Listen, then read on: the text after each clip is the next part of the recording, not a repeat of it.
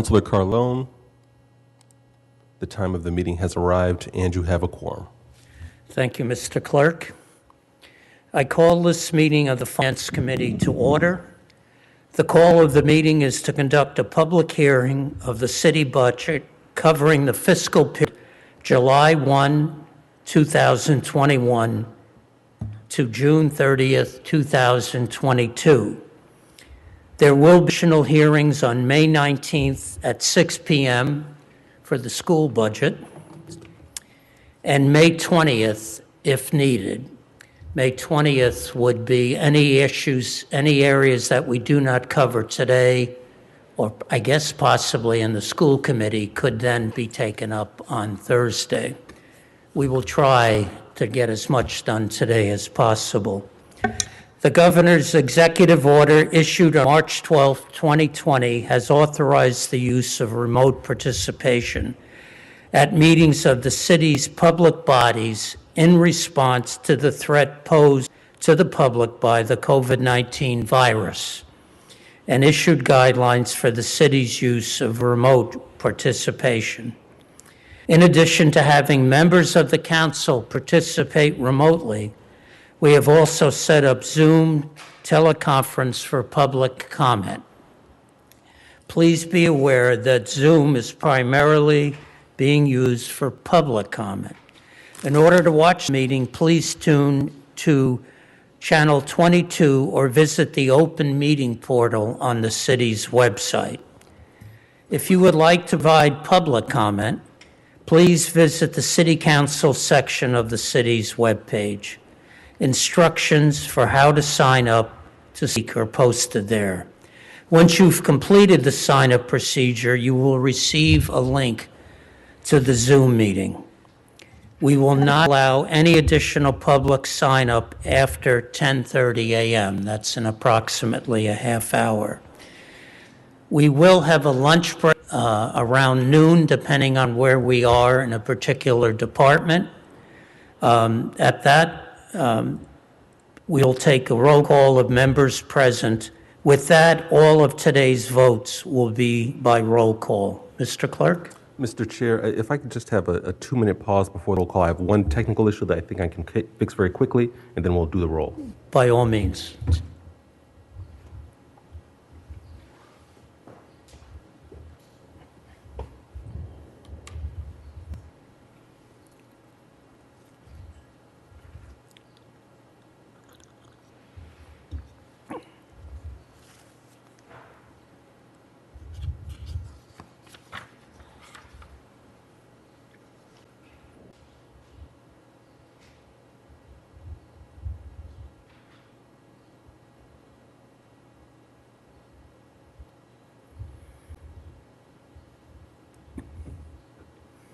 If you're just joining us, we're taking a preliminary break and we'll be starting the meeting in a moment.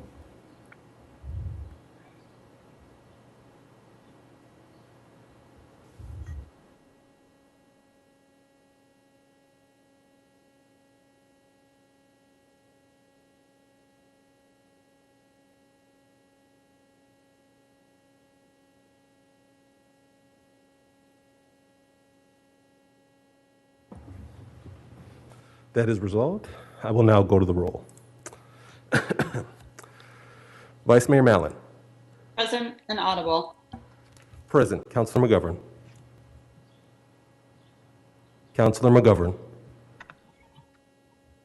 Absent. Councilor Nolan. Present and audible. Present. Councilor Simmons. Present. Present. Councilor Sabrina Wheeler. Present and audible. Present. Councilor Toomey. Councilor Toomey informed the committee that he would not be present at today's meeting. Absent. Councilor Zondervan. Present and audible. Mayor Siddiqui. Present. Present. Councilor Carlone. Present. There are 7 members present. Thank you, Mr. Clerk. At this moment, 9 departments have been pulled for discussion. Before that, Madam Co-Chair, did you want an introductory comment? Just briefly, Mr. Chair, and Please. thank you. First of all, Mr. Chair, I want to commend you on your work chairing these proceedings this year. You did an exemplary job. It's been very hard, and I just want to acknowledge my colleagues. You know, although COVID appears to be loosening its grip on us, we still have a very long way to go. Tensions are high, people are tired, and I just want to commend my colleagues for staying the course, to being as amicable as possible, even though these times are very hard. As we look across the state and the country, cities and towns are struggling to pull themselves out of devastation of COVID, and we're not there. Are we in a extraordinarily good place fiscally? I would say we are better than most. And so it's with that in mind, we look at this budget and we look at the work that's gone into preparing this budget. I also just think it's important that we acknowledge the staff that worked to put this together. Under the cloud of, again, this pandemic, they started working on this a good 6 to 8 months ago to bring us a balanced budget that have some programming that is continuing, programming that is new, while still helping our Black and brown community, our business community, our children and their families, our elders. I could just go down the laundry list. I just say that to say that I do appreciate the efforts that everybody put into this. I also appreciate and acknowledge the passions that come forward through our deliberations and debates. And I just caution us, particularly after coming off a meeting that just ended, I feel like 5 minutes ago, 11 o'clock last night, that as we debate, we are courteous, we are kind, and we are thoughtful, because we are all rowing in the same direction, which is trying to make sure that the city is in a good place for our citizens. Thank you, Mr. Chair. I yield the floor. Thank you, Madam Co-Chair. Well said all around. So I'm going to list the 9 departments that have been pulled and offer my colleagues a chance to review others if they so wish. As of this morning, the following departments have been pulled: Cambridge Health Alliance, Public Works, Community Development, Cable TV, Library, Human Services, Financial Summaries Section, Revenue Section, Public Investment Section. Dear council members, do you wish to pull any other departments? Actually, Mr. Clerk, has anybody raised their hands? I don't. No one has raised their hands. Okay, so we're going to stay with those 9. Yes, madam. Thank you, Mr. Chair. If we're not going to be pulling any other departments, then I would respectfully ask that we move the other departments favorably to the City Council. Thank you very much. All those in favor? On that vote, and I'm just going to, for the record, I'm going to list the departments that we are, or that the council is approving. The Water Department, the Historical Commission, the Water Department? The Peace Commission. That is, I didn't that see- we're moving forward. Oh, That we're thank moving you. forward to the full City Council. Debt Service, Women's Commission, Human Rights Commission, Veteran Service, MWRA, Cherry Sheet, and City Overview Section. On motion, Vice Mayor Mallon. Yes. Yes. Councilor McGovern. Councilor McGovern. Absent. Councilor Nolan. Yes. Yes. Councilor Simmons. Yes. Yes. Councilor Sabrina Wheeler. Yes. Yes. Councilor Toomey. Absent. Councilor Zondervan. Yes. Yes. Mayor Siddiqui. Yep, yes. Yes. Councilor Carlone. Yes, Motion passes, 7 in favor, 2 absent. thank you. So the first department that we'll be discussing is the Cambridge Health Alliance. And we welcome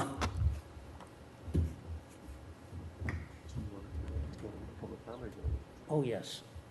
I apologize. We're going to go to public comment first.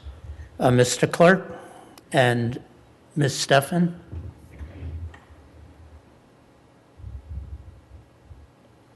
The first speaker is Jim Roosevelt. Welcome, Mr. Roosevelt. You have 3 minutes. Good morning, councilors. Thank you for the opportunity to speak. I am the longest serving member of the library board, and it's an honor for me to have a chance to talk to you about our wonderful Cambridge Public Library. I'd like to focus this morning on the section of the budget relating to the hours that branch libraries are open. As you may be aware, 10 years ago when we were in a budget crisis, we cut the hours of our branch libraries so that no branch was open more than 4 days a week. It was always intended to be a temporary cut under the discussion at that time. However, with other priorities along the way, regulation was not in the budget until 2019 to be implemented in 2020. Of course, with the pandemic, that did not take place.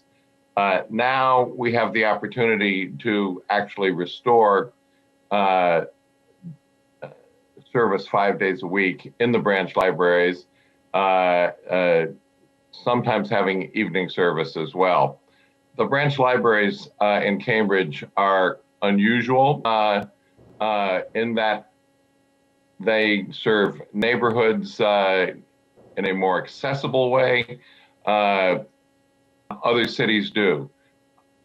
This is a great value and a tribute to the special character of the library and of Cambridge itself. I would urge you to maintain the manager's request to fund returning the branches to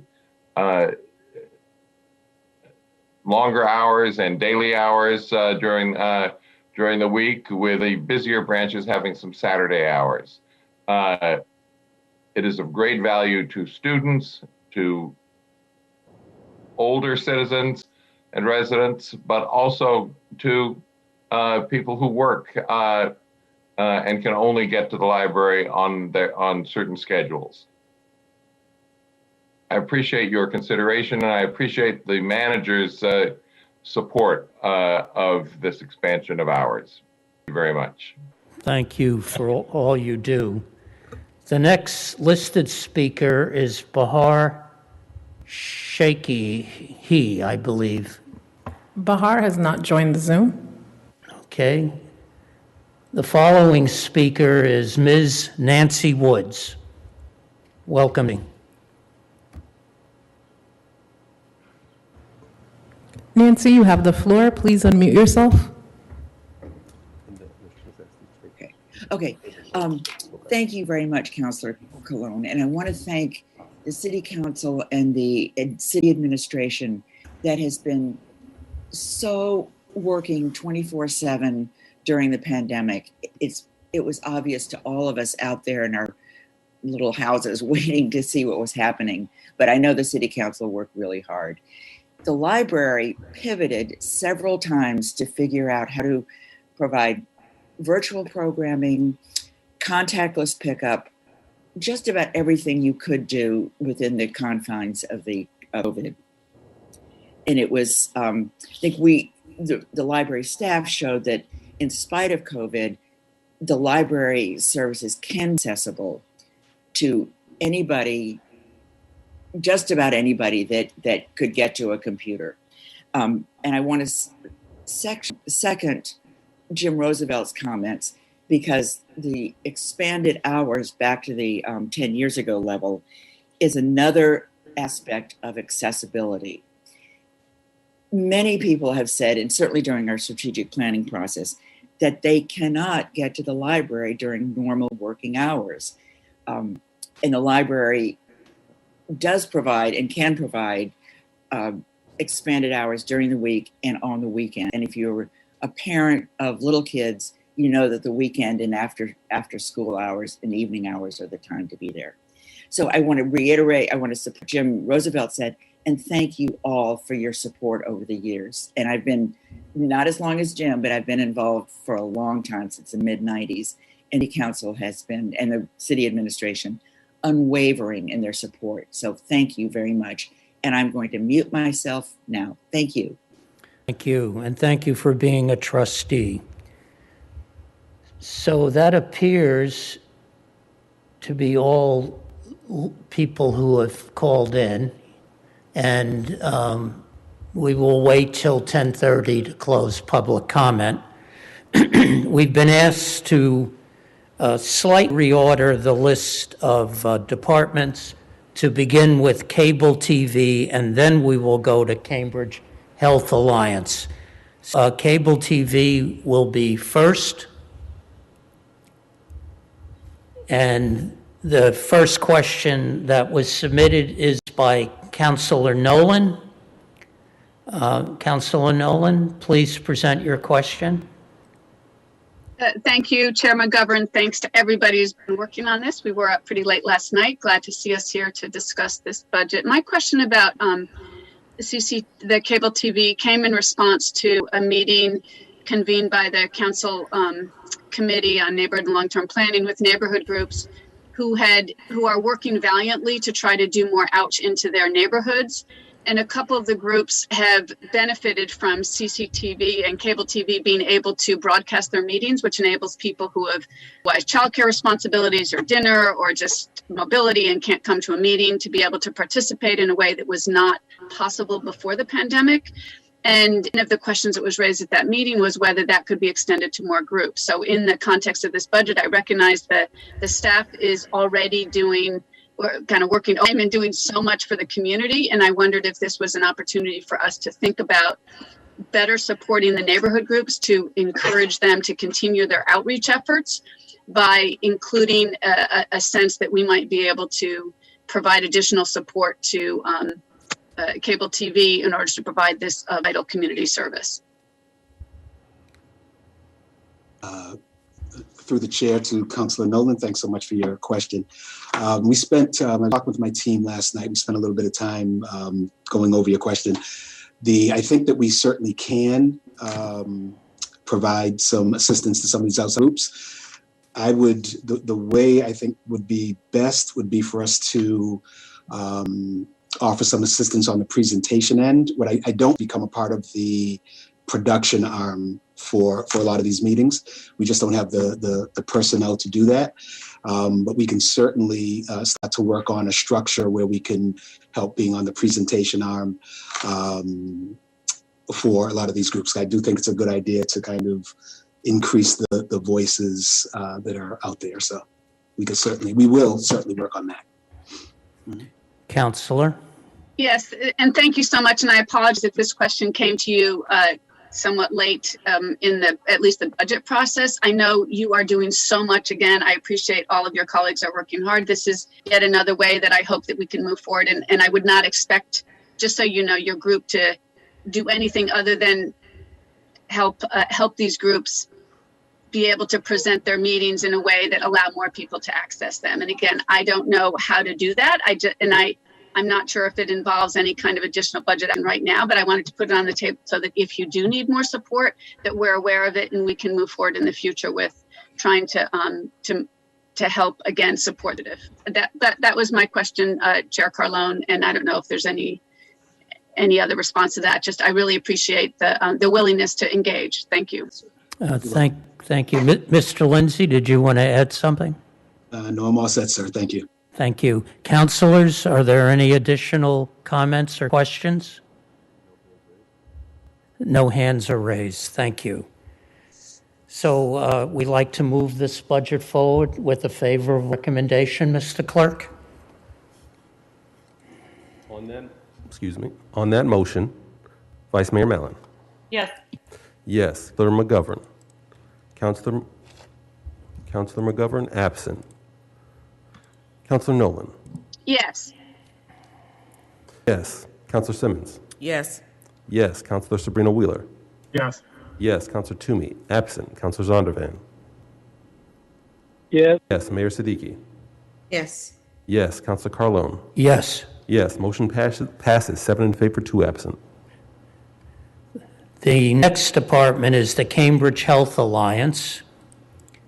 And the first question submitted is by Councilor Sabrina Wheeler. Councilor, you have the floor.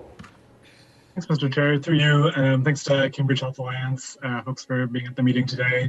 It's been great to see the partnership between the city and the CHA over the past year through the pandemic. I know a lot of our residents, including myself, have gone to CHA for COVID tests, have depended on it for care. It's been important than ever this year. I wanted to ask, the nurses and healthcare staff at CHA in particular have done so much for Cambridge during the, what are we doing to ensure they have safe staffing, fair compensation, and benefits? Good morning. My name is Asad Sayah. I'm the CEO for the Cambridge Health Alliance and the Commissioner of Public Health for the city. Thank you, Mr. Chair.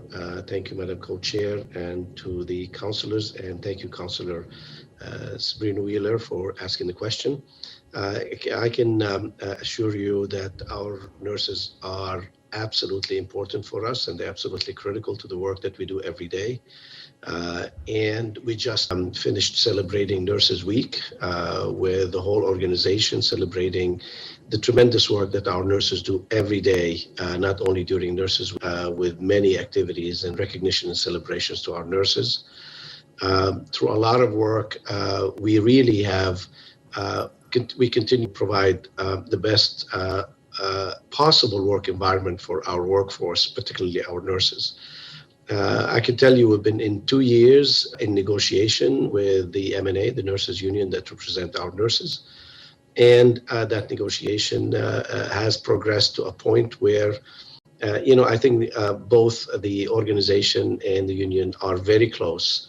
And there are a couple of important pieces that we need to resolve to make sure that the contract is fair and equitable across the board, both to the nurses and also to the organization and the rest of the workforce, because we do have 14 other unions and non-unionized employees within the organization.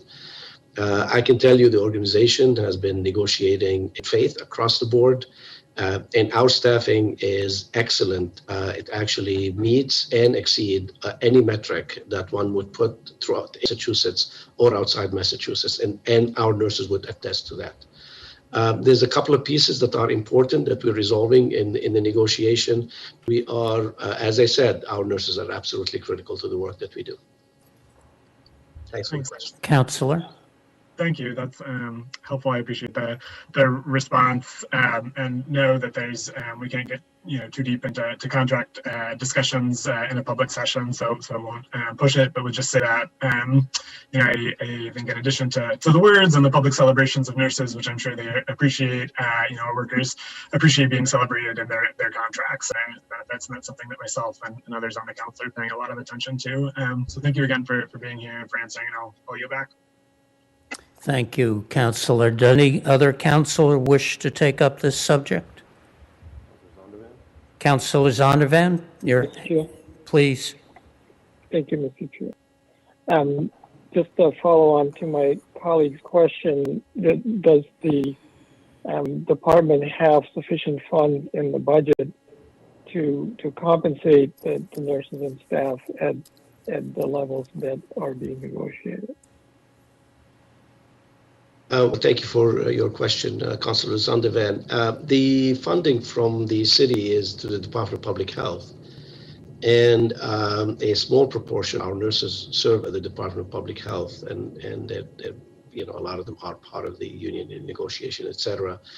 I think two questions are a bit different, separate, because obviously the negotiation with the nurses union is not only related to funding, but also is related to the rest of the contract, related to all kind of things, benefits, etc. I would say that historically the city has been very supportive of the work that we do in partnership, and supportive of the work that we provide in partnership with the city to fund the Department of Public Health and serve the citizenship of the city of Cambridge. I think we can all recognize that Cambridge has been a leader in many ways, particularly in public health, to the surrounding communities, in the work that's done historically through a department that's relatively small, who's nationally recognized over the years, has been tremendous and heroic. So thank you for the question. Counselor? Thank you, Mr. Chair. Thank you. Any other counselor wish to take the subject up? All right, no hands are up. So the next person with the, Counselor Nolan just got in with her hand up. Counselor Nolan, you have the floor. Actually, it was just generally about relations with the school department and others, not about this particular subject. So you're stepping back from your question? All right, Yes. Thank you for being courteous. Doctor, I have the next question, and I noticed in the write-up really a major goal of the Health Alliance is based on assessment findings. Community stakeholders and the health department staff identified 3 priorities for the city's community health improvement plan. And I'm not expecting you to talk for hours on this, but you list what was identified: community and social resilience, and then made more obvious ones: healthy eating and active living, and mental health, with a cross-cutting theme of health equity. I have aware of the mental health facility and your efforts, but I'd like you just to briefly talk about how you deal with community and social resilience.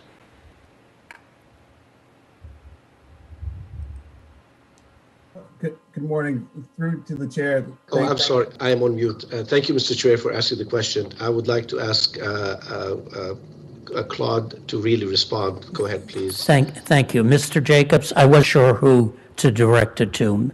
Mr. Jacob? Good morning. Through you, I'd like to thank the council for the opportunity to provide this quick update. Just a gentle reminder, while it's been a long year with COVID for the last 15 or 16 months, we are one of 3 local health departments in the Commonwealth of Massachusetts who have earned this national designation as an accredited health department, as Dr. Say already mentioned. So with that, there are 3 priority areas that we've identified over the course of the past year regarding community and social resilience, healthy eating, active living, and mental health. So just know that what we have embedded in our budget is support for staff and for capacity building efforts in community. For example, around our community and social resilience, it's really about our connectedness and engagement of partners across the city.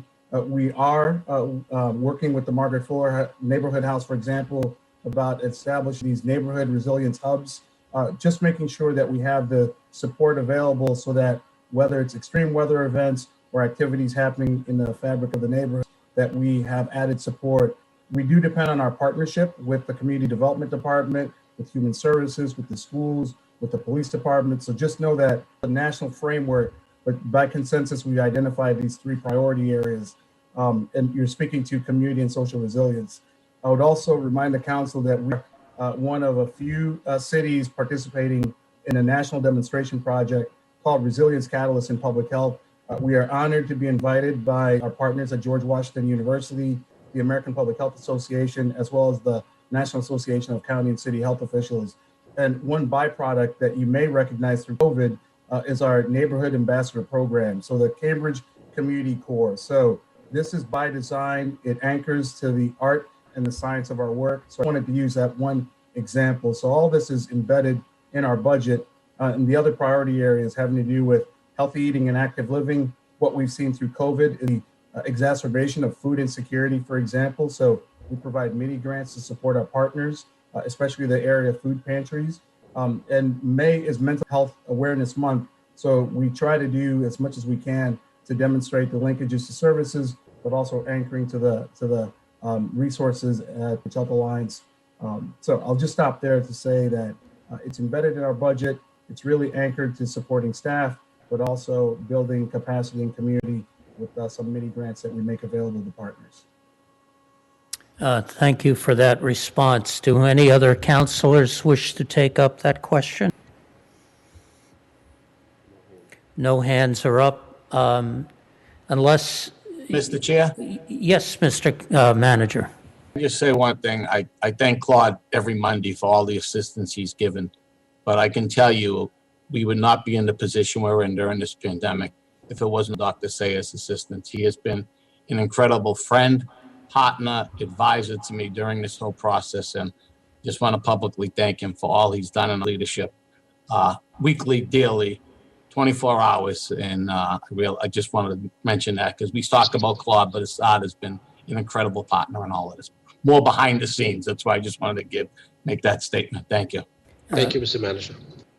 Well, thank you all. And Doctor, I don't know if you know, but the manager gave us your home cell number. And so we thank you for all you do. Mr. Clerk, I move that we accept the budget and approve it with a favorable recommendation. And just to be clear for the record, the motion will be to refer the Cambridge Health Alliance budget to the full City Council with a favorable recommendation. Does that sound right, Mr. Chair?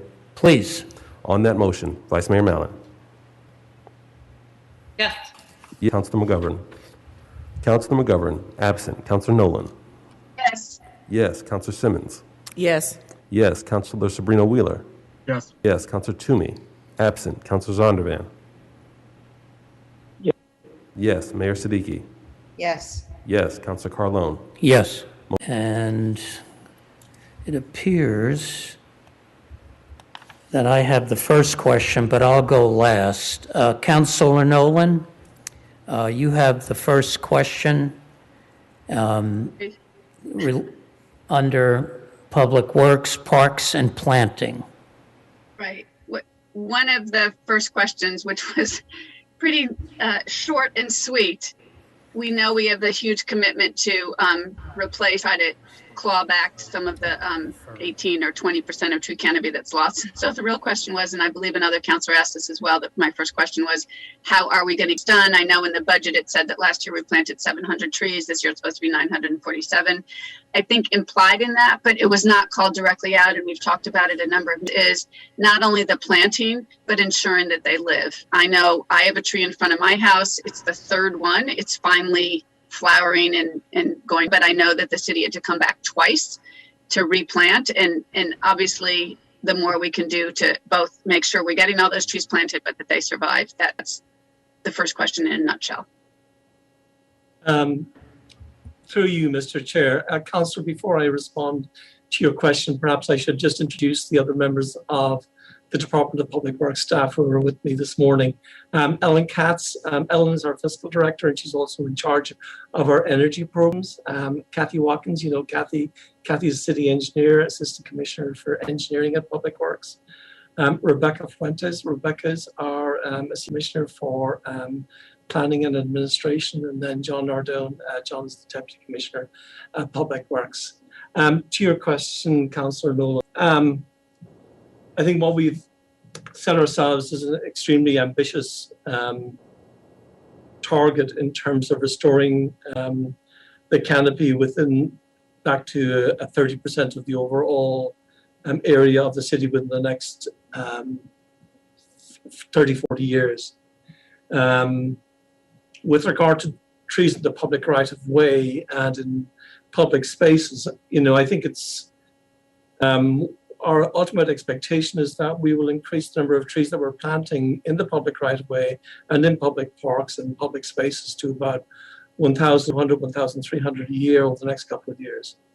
To that end, we've increased the number of professional staff in our forestry division. We have a new superintendent of forestry, Andrew. Andrew, you've met Andrew over the last number of months as we got the tree protection ordinance, and we also have a new assistant arborist, Abby Bentley, and we've just recently hired a supervising landscape architect in our engineering division. And we're also in the process of hiring a planting crew, 3 people in our operations division to working with Andrew. So I think in the short term, we expect that through a variety of programs together with contracts, we'll be able to actually plant the trees. And I think even as things stand, I think we've a pretty sophisticated program in place in terms of maintaining those trees.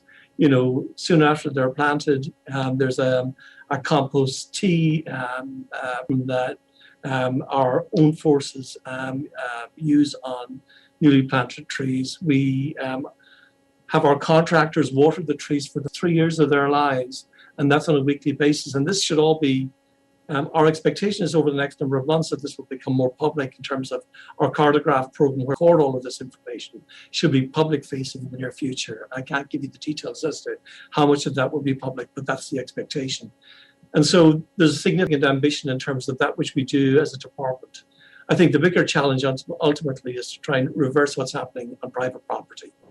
And I think that which is provided for in the tree protection ordinance, which I expect we'll be discussing in the next couple of weeks, what we're trying to do there is disincentivize people removing trees by having a mitigation requirement that is not insignificant. But at the same time, if indeed someone is compelled to remove a tree, they're incentivized to replant as well. And so that's one part of it. I think we all expect to have a friends group established in the near future. At the moment of Public Works, we're working on a Cambridge Urban Forest Friends publication, and we expect to have a much more significant outreach and engagement program happen over the next year, again, with perhaps with the diminishing issues associated with COVID that will allow us better engage with the community in that regard. I think, you know, the other part of this is, and we need to continue to work with people about planting encouraging people to plant in their back gardens, plant at the back sidewalk and so on. I think that's something that we want to begin to engage with the community over as well in the near future. You know, beyond, and Kathy can speak to some of the work that we're doing in our park projects. We have in the Triangle Park, and I think we have this in our budget, an image of happened at the intersection of Binney Street and Land Boulevard, where we expect in a particular park to plant 400 trees as that microforest in that area. And we're looking for all sorts of opportunities to further publicize what we expect to do with tree planting and tree care in the city. Councillor. Thank you. I appreciate that. I'm happy to stand ready to try to get the word out, and I think adopting would be fine. I also have a couple photos from a tree in Somerville I hope that I will pass on to you about what they're doing in multiple languages about trying to get trees adopted, so we can build on best practice. On that question, I'm set, Chair Carlone. Thank you. Before we move on to other questions, I'd like to move that we close public comment. Mr. Clerk? On that motion, Vice President. Yes. Yes. Councilor McGovern. Absent. Councilor Nolan. Yes. Yes. Councilor Simmons. Yes. Yes. Councilor Sabrina Wheeler. Yes. Yes. Councilor Toomey. Absent. Councilor Zondervan. Yes. Yes. Mayor Siddiqui. Yes. Yes. Councilor Carlone. Yes. Motion passes. Favor 2 absent. Councilor Nolan, you had another question. Did you want to bring that up? I would, unless there's other, I'm not sure how you're learning this, but I'm happy to do this. And it's another question, I'm sure, having seen the unbelievable work and crushed in nature of the team and understanding the nature of the challenges being changed during my recent tour of DPW. The question, which I can read, is that the department has taken much of the solid waste changes, and I will say this is an area that the city has really proven and met our goals and really been able to make a significant dent in nature of our solid waste, meaning that we really are separating it out. And today, I, for the first time, put out my compost, first time in however long that is, instead of schlep over to Dennehy Park, because it will be kept up separately. And so the question is the additional work related to all the various times that the traffic department has done certain streets. I know DPW has to go out and work on that.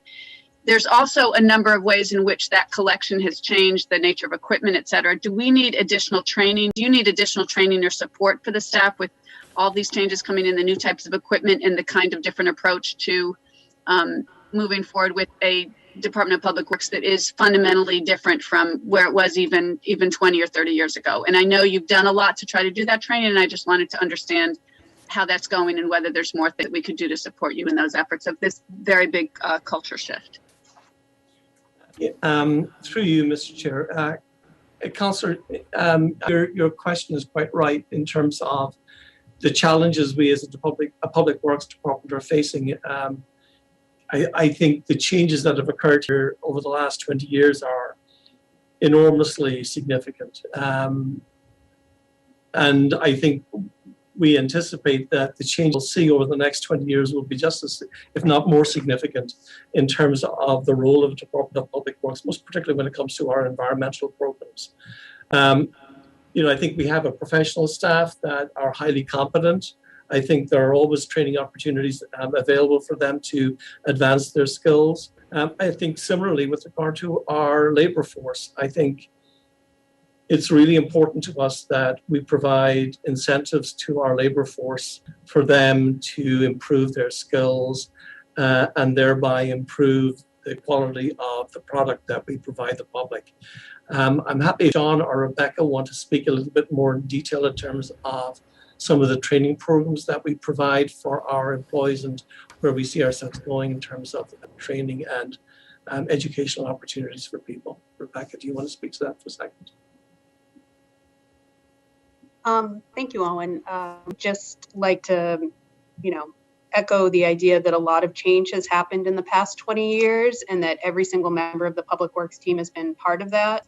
I think across the organization, we strive, whether it's in our fleet maintenance, in our forestry program, in our engineering program, in our building and custodial services, to offer top of the line, highest quality services. And I think we're a leader in all those areas and that all those crafts are really important. I think as we look ahead, one of the things that we're sort of most excited about, two things that I'd point out is building on our comprehensive safety programs. So we've made a lot of progress in our employee safety programs in the past number of years, and working ahead now to taking that to a new level with working with a consultant with some of our existing budget resources in order to develop a more comprehensive plan to engage employees in an employee safety committee. And then I would also say that we look forward to participating in the working ideal process and sort of getting aligning our approach of looking for equity and excellence so that our workforce reflects the diversity of the Cambridge community.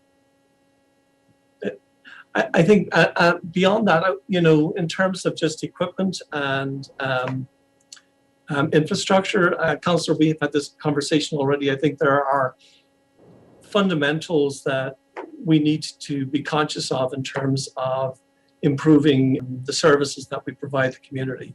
That means we just need to have, properly qualified, properly trained staff, but we also need the infrastructure in place so that we can, purchase the equipment and so on. And so, the Municipal Facilities Improvement Program, we have an investment that is occurring at Public Works at this point in time that will allow us to invest in more advanced electric equipment and so on.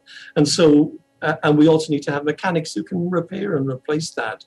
And we need to have drivers who are properly skilled.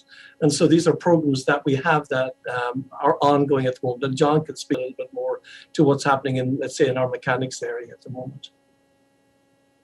Yeah, through you, Mr. Chair. I won't take a lot of time because I think Owen had covered most of it. But Councilor Nolan, you were able to get a great tour. You see some of the equipment that we have.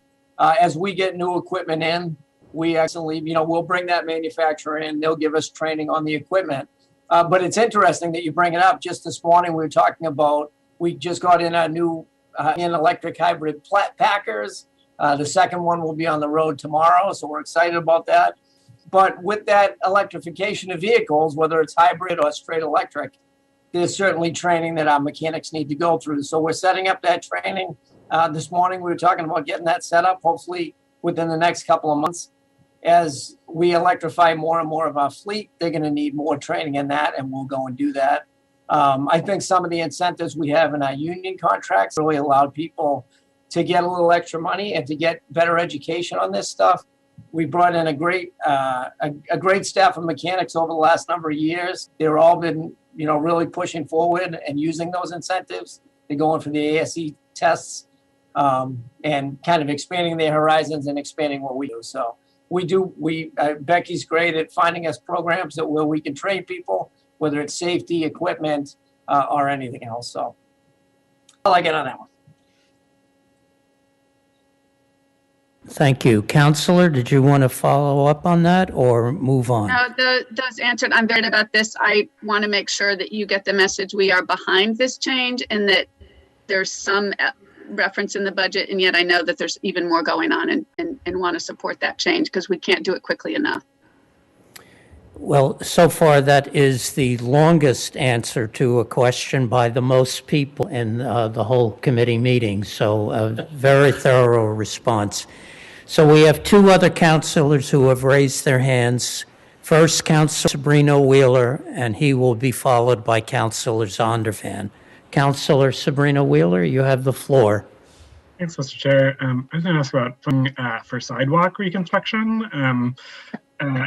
It's been particularly, evident in Cambridge that we have pretty narrow sidewalks, and especially in our residential areas during the pandemic, while residents, will get off the sidewalk and walk into the road sometimes when folks were really trying to maintain social distancing. I think it was evident even before in winters. I remember running into people when snow is piled up and you do the dance of going off to the side as someone passes, and you do that maybe 2 or 3 times on a block on some streets. And so I've just always been interested when we are reconstructing sidewalks, what we can do to widen them, or in cases where it's not possible, to just make it more straightforward for things like snow clearing, and how we're thinking about that in terms of budgeting to build out sidewalks as part of the FY22 budget.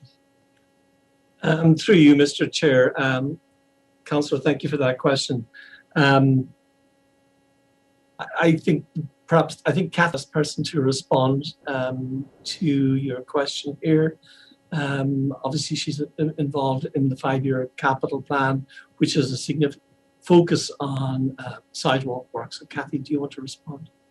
Sure. Through you, Mr. Chair. So I would say there's a couple things that go on during the design of sidewalks. So one of the biggest issues in terms of accessibility, and this also relates to snow clearance, are existing obstructions at large street trees, and then also the detailed design of the driveways, and then also the sidewalk width. So sort of picking off each of that, one of the things that we started doing 10 years ago with street trees was, instead of having this sort of endless debate between accessible sidewalks versus street trees, we sort of broadened the conversation and there's more and more curb extensions around those street trees so that you can get a fully accessible sidewalk and provide, good growing conditions for those large trees.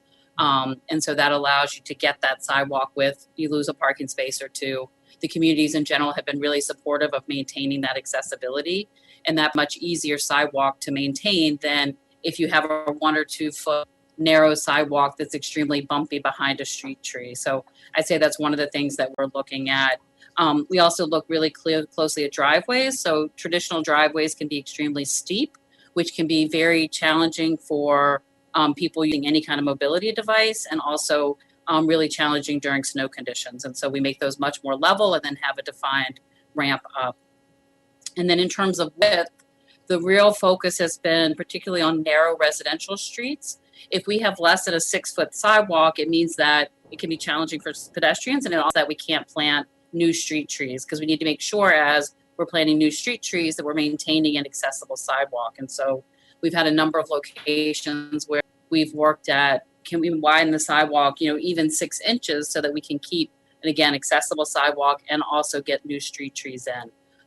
So those are all the things that we work on. And I think they all make it easier to maintain sidewalks during winter conditions. And then also, generally just improving the conditions of the sidewalk so that you don't have very uneven bricks that can be very difficult to maintain for snow and ice clearance. So again, I know that snow clearance is always a challenge, but those are things that we work at and can incorporate during the reconstruction of sidewalks to make it better in the future for those streets. Councillor? Thank you. That's helpful to know you're thinking about it.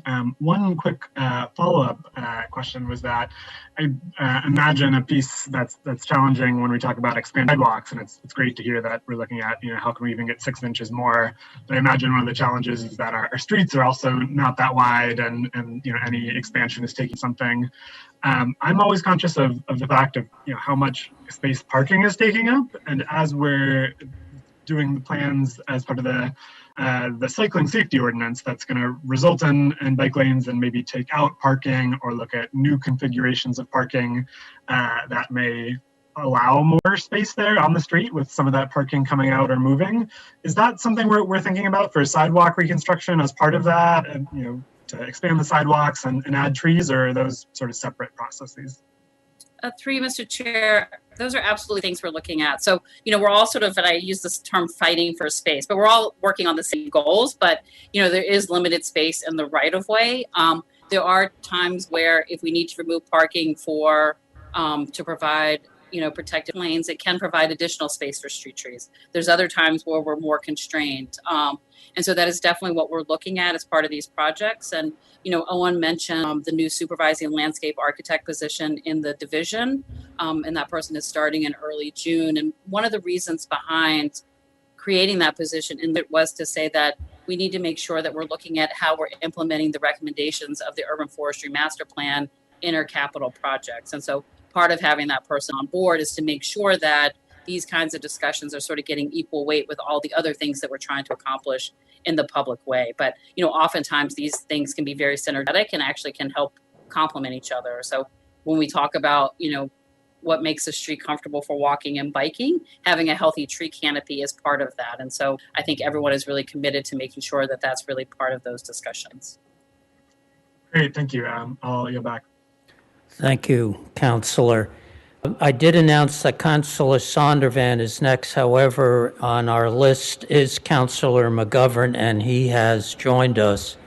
So, Councillor Sondervan, I apologize. Just wait a moment, and we'll let Councillor McGovern ask his question. Councillor McGovern? Thank you, Mr. Chair. My apologies for being late. Question about the Urban Forestry Department. I see that there's an salary and wages, and just wondering, is that due to raises and benefits for existing staff, or are we increasing staff? I think, we are planting, we talked about the 700 or so trees that we planted, but, we often hear that we don't necessarily have the staff to help maintain those trees and help them survive. So any money in the budget for increasing staff in that department? Through you, Mr. Chair. Councillor, if you look at page 147 in the budget book, you'll note that there was a significant increase in salaries and wages between FY20 and FY21. There's a smaller increase between FY21 and FY22. The increase between FY21 and FY22 is primarily associated with just COLA increases, health benefit increases, and pension increases. However, the increase between FY20 and the FY21 was about $340,000. And that accounts for an additional 3 labor positions that are being provided for the Urban Forestry Division.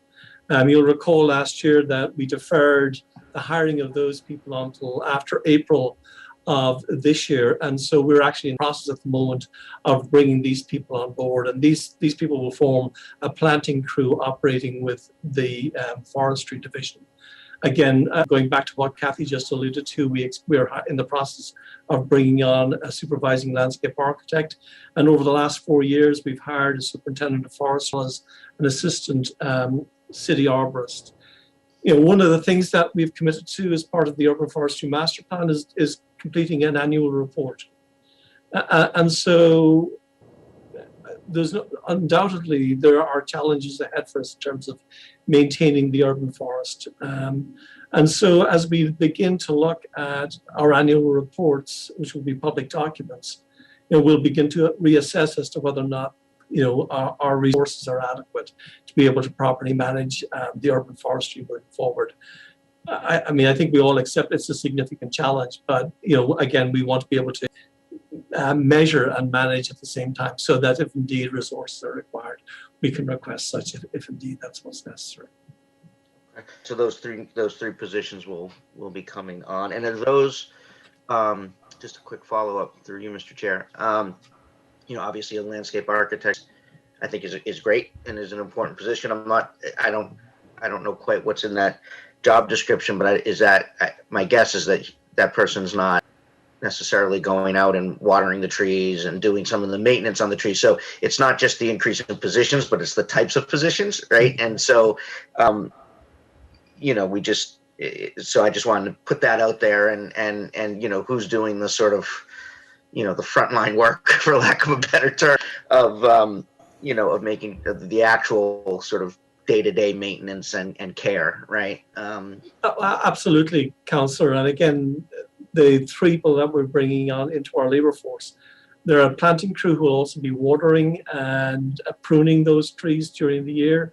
And again, we have a crew of, I think it's maybe 9 people in the department who are arborists, who are also doing that type of work on a daily basis throughout the year as well. And so, like, I also have contracts, and contracts to both plant trees and to prune trees and to manage our urban forestry canopy as our urban forest as well. So I think there are a lot of resources that are being brought to bear on our urban forest at the moment. And again, we'll see where we're at in the next year or two in terms of changes to what's been happening over the last 10 years.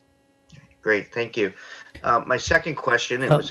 1 minute, Councillor. Are any other comments by councillors on the first question of Mr. McGovern, Councillor McGovern's?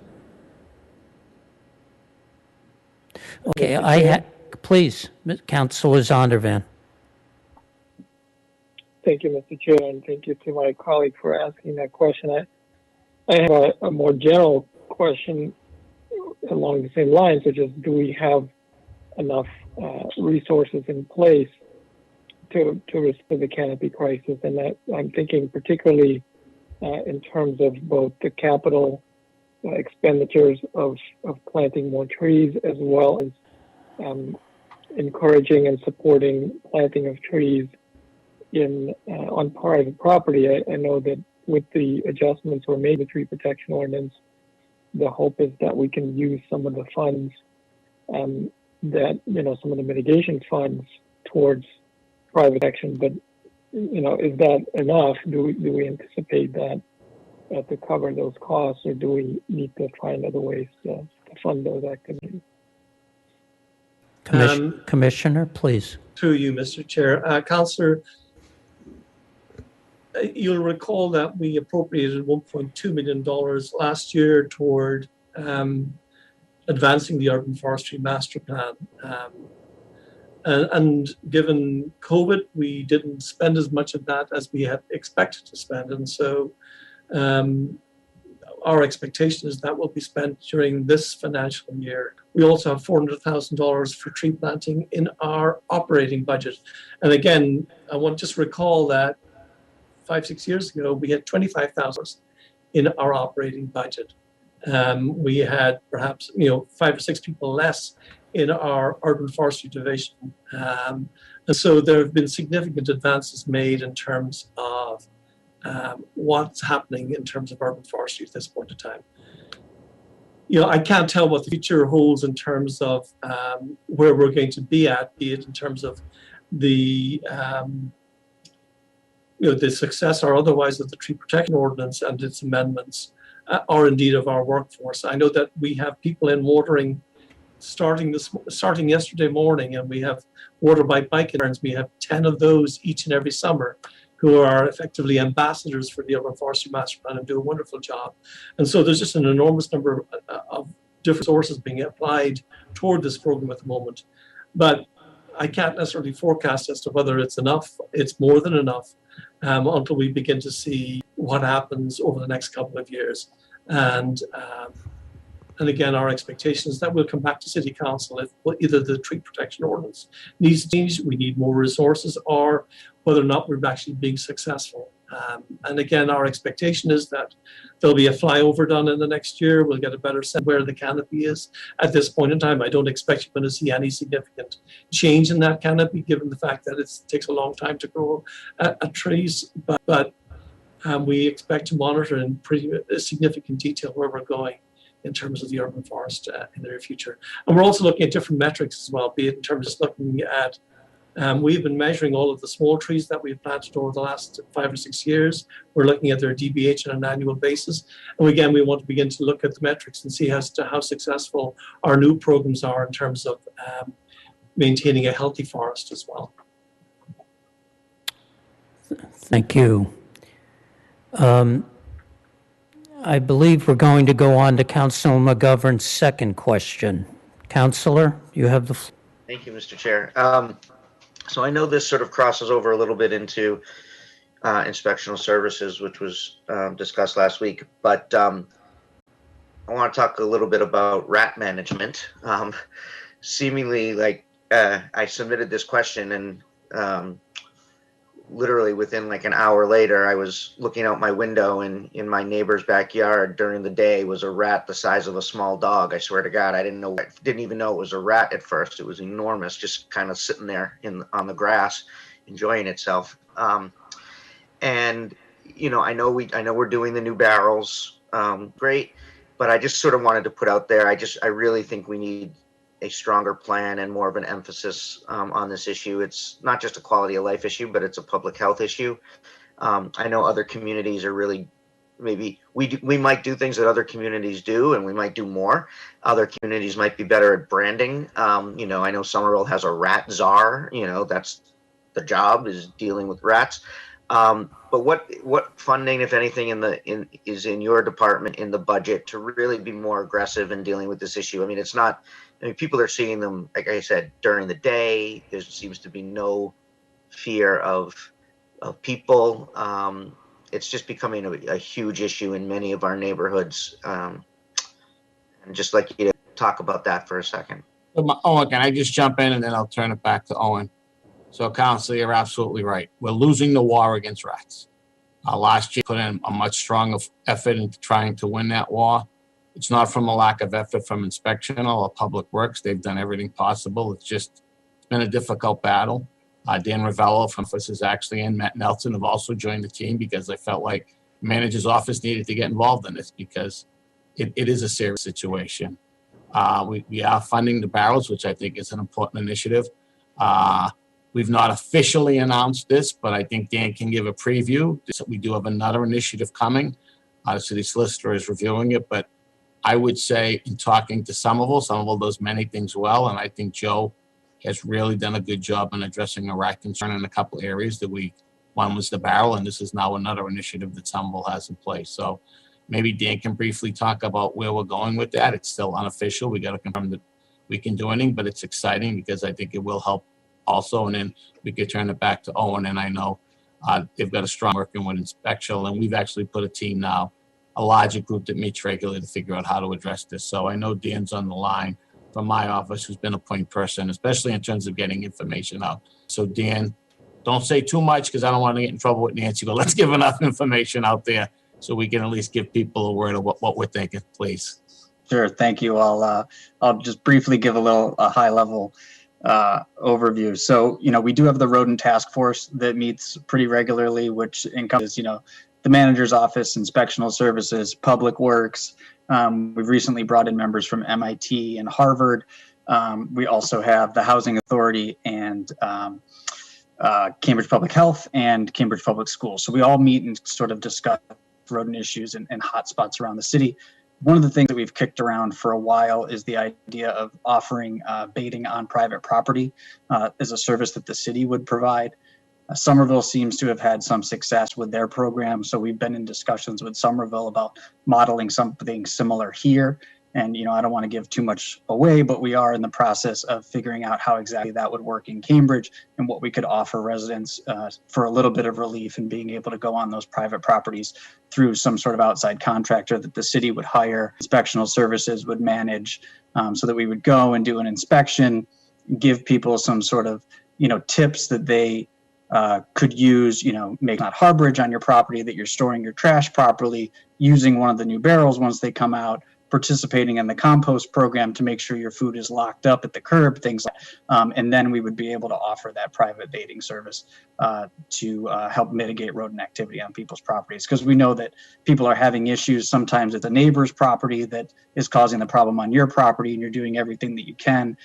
So just trying to offer a little bit more. So we hope to have some more information to share in the coming weeks on that. And obviously, we don't go on public property. We don't provide that service. But I think this, in talking to the city solicitor, is a public issue, which will give us some freedom to extend what we can do. So that is one of the umbrellas that we're going to try to do this under. I think we can. So I just wanted to get that out there because this week to address some of the concerns. I know East Cambridge and Cambridgeport have really seen, it seems to us, the most uptake. So I'll turn it on who I know has put a lot of effort into this as well. Through you, Mr. Chair, I don't have that much more to offer other than the fact that, you know, we work pretty intensely with our inspectional services department to provide really wonderful service in this regard. They have a number of people there who speak with residents on a fairly constant basis, who go out and do inspections. And again, we assist them in terms of adding baiting where that's necessary. And then associated with all of our construction projects, we have a very proactive program that's in place, and where we bait, monitor, and we can sort of upscale or downscale in terms of the amount of baiting that happens on that basis. I don't know if John, if you want to speak beyond what I've said in that regard. Yeah, thanks, Owen. Through you, Mr. Chair, just a couple of quick points. I mean, first off, I don't want to downplay the fact that we are going to be rolling out standardized trash barrels. I mean, it makes a significant difference when it comes to the rodent population. So, you know, just this week, it's great. We got our compost program back up and running. We encourage people to really participate in that compost program because that gets all of your food waste out of the trash that rats are typically in into a smaller, more manageable barrel that's typically, you know, a tight-fitting, not locked lid, but pretty close to a locked lid. You know, we are continuing to roll out our Big Belly program.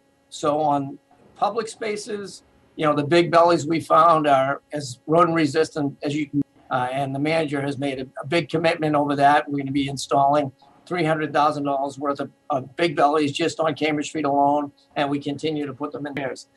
But then the standardized barrel is, again, it's a great effort from the city to make sure people have the space to put trash in and to do it right. My other point is just this, and this goes with any of the rodent control measures we take. This is a community effort. It can't just be about the city. So it's great if we can go on private property. If you look at Somerville's program, you know, I think they stress the fact that they have to work with those property owners to get their properties cleaned up, to get food sources removed, to get water sources removed, to get harborage removed before they can even come in and start to help. So those are things to keep in mind. I think Dan's been great about getting the rodent task force back together. We had a lot of momentum before COVID happened where we were going out to community groups and we were meeting with them. I think we'll be able to start that up hopefully again soon so we can get that word out that the city is here to help. We won't, but it's a community effort.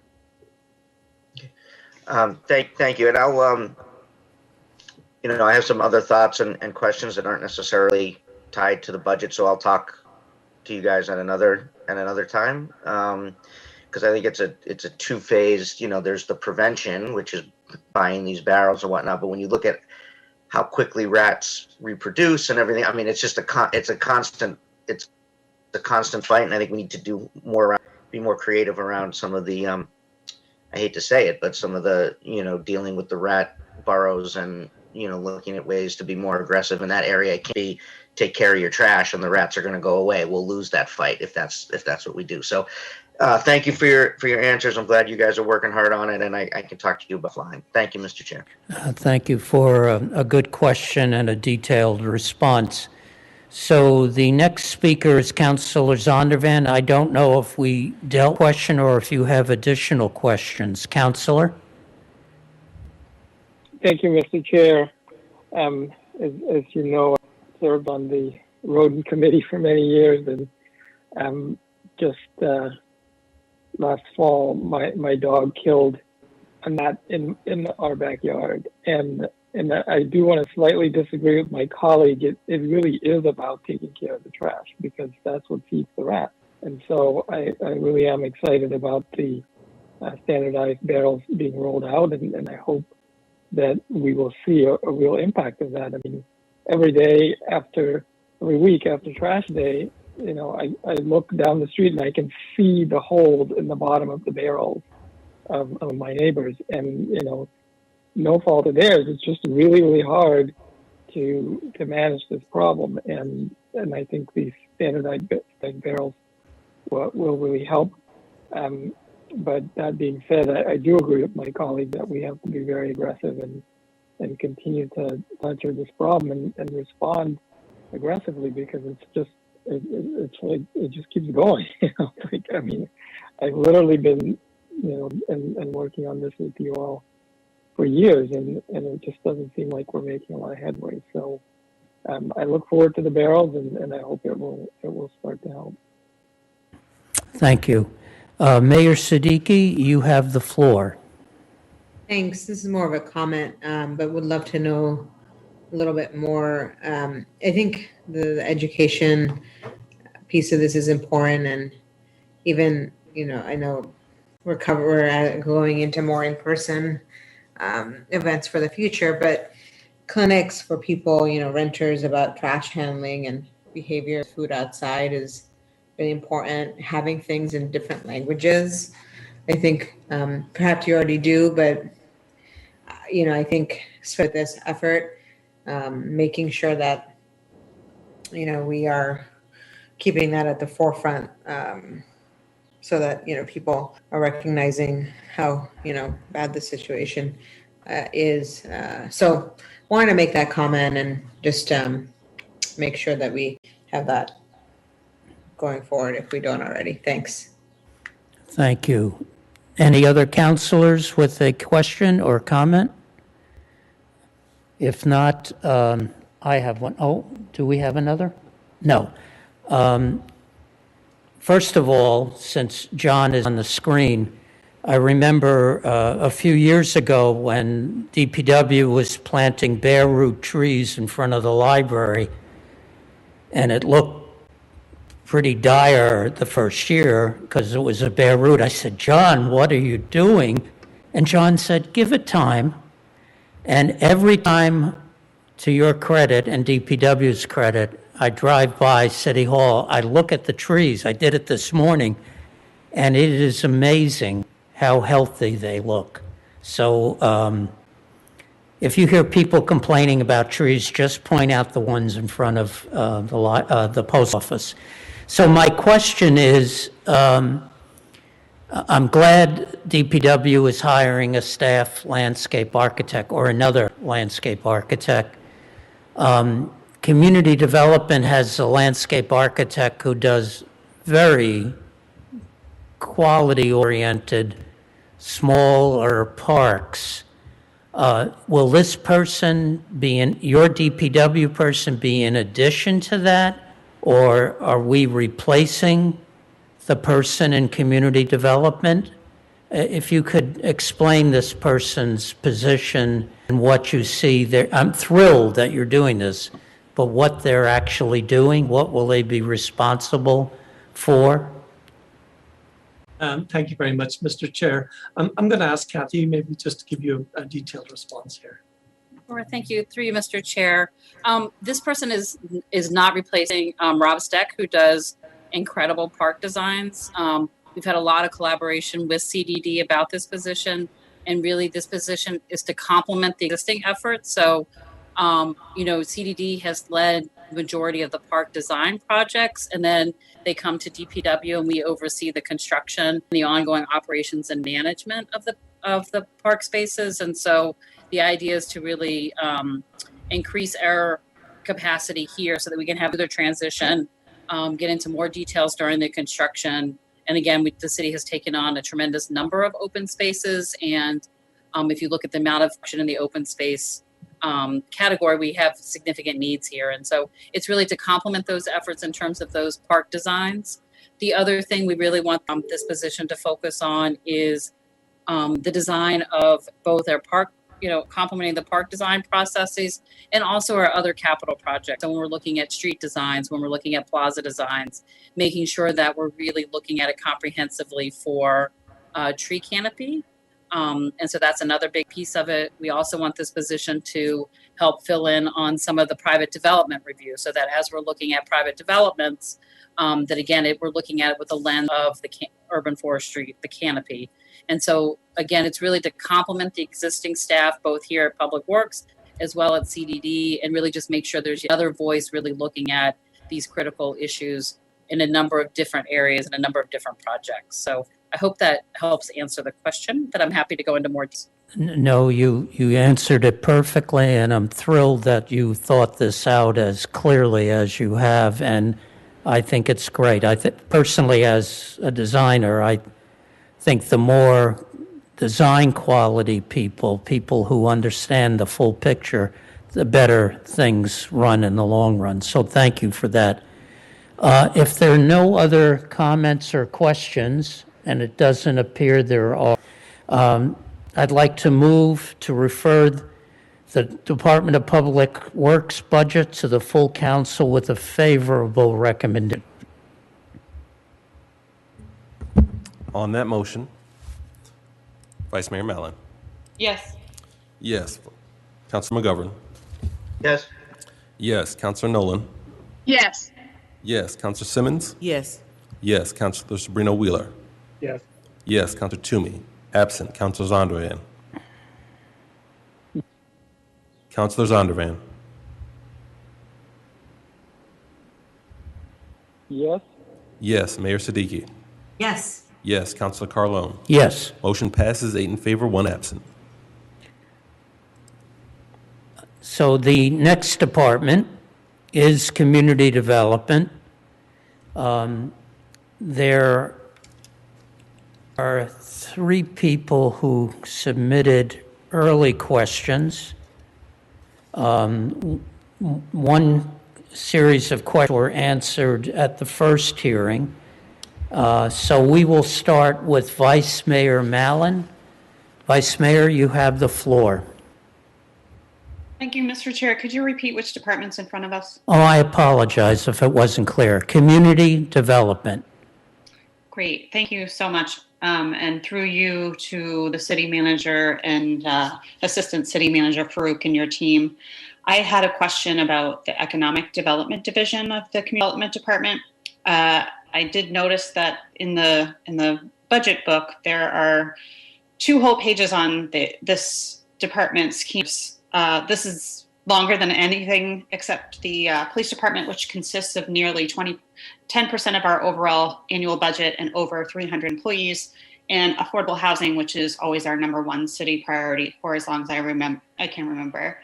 This department still only has 4 FTEs during a time when we know that the economic recovery will be long and will require creativity and resources. I think this team has done a tremendous job over the last 15, 16 months, really trying to support all of our small businesses and our restaurants who have been really, really hit hard by the COVID pick. And seemingly every single day there was new guidance, new grants, new everything. But I remain concerned that the department is so small as we come out of the public health crisis and into what I think is going to be a really long economic recovery, particularly for our small businesses and small restaurants. Why are we not seeing an increase in staffing in this department, given the number of key initiatives that are in that budget book and what we know we will need over the next year to support our struggling small businesses and our arts sector? So that's really my big question is, why are we not increased staffing in this tremendously critical area where there are really only 4 FTEs in the budget right now and presented for fiscal 22? Thank you for that question, Vice Mayor. And through you, Chair Carlone, if I might just begin by backing up a little and just introducing the CDD team before I get to the question. So with me today, I have our Sandra Clark, our Chief of Admission and Operations. I have our well, I should introduce the rest of our finance team who have worked incredibly hard on this budget. So Kevin Gukin and Peggy Kutcher. And I'll take a moment to introduce Judith Massimi, who has joined us as our federal grants manager. She has just begun, so has not actually worked on the budget, but she replaced Betty Lyons, who has done a tremendous job in this role, for over 15 years with the department, and we're looking forward to have Judith step into those big shoes. We also have our division directors, so Lisa Hemmerly from our Economic Development Division, Suzanne Rasmussen from our Environment and Transportation Division, Jeff Robert from Zoning and Development, Chris Cotter from Housing, and excuse me, and Melissa Peters from Community Planning. So those are our 5 division directors who oversee the 6 program areas that we have. And we have a whole host of other supporting cast who might get pulled in to respond to some specific questions that I am not going to get into because we will be here for a while. So now to pivot to Vice Mayor's question, I guess I will take that in the spirit more as a comment than a question. There's no doubt at all as to the incredible work and the incredible volume of work that is being done by the 4-member team in our Economic Development Division. They have more than a full-time job at regular times. And this year during COVID, they have been working around the clock to support our small businesses, everything from making sure that we're listening to the concerns of folks to standing up new programs, staffing them, working on the grants, reviewing those, working with a whole host of other departments and divisions to bring together collaborative groups, and at the same time continue the standard work that they always do, which are the additional, things like the storefront improvements and so forth. So absolutely no doubt there, Vice Mayor. I think additional capacity is always helpful, but I also think that it's always a balancing act in terms of the budget. I know we've talked with the manager about the capacity issues at just about every division, but clearly this is one of our smallest divisions. And there's, particularly this year, there's the balance of trying to make sure that we are being fiscally prudent and maintaining the right levels of capacity to keep work going. So I don't know if Louis wants to add any more to that, but I think we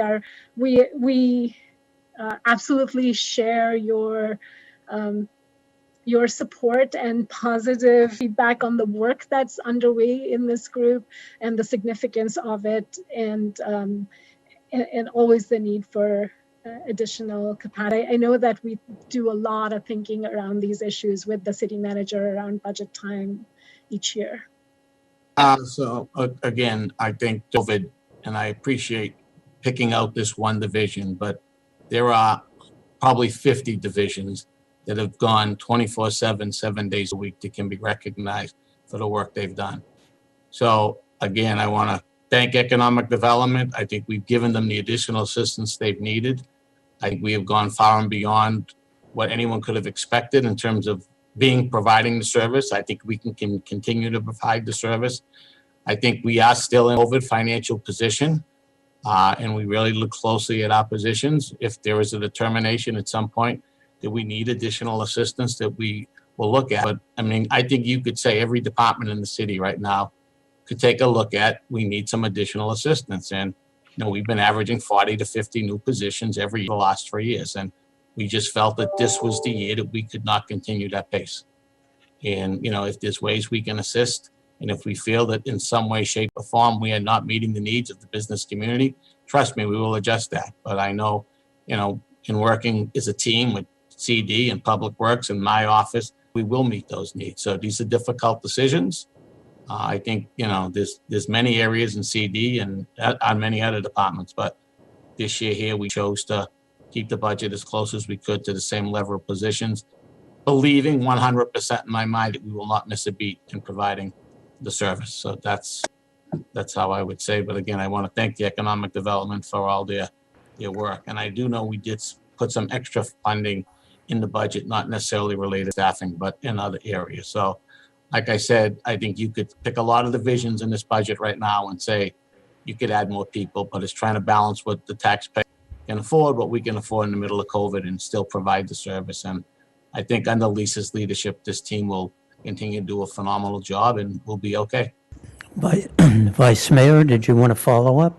Oh, yes. Thank you, Mr. Chair. And through you, I certainly am the first person to say that every department in our city and every employee has been working overtime.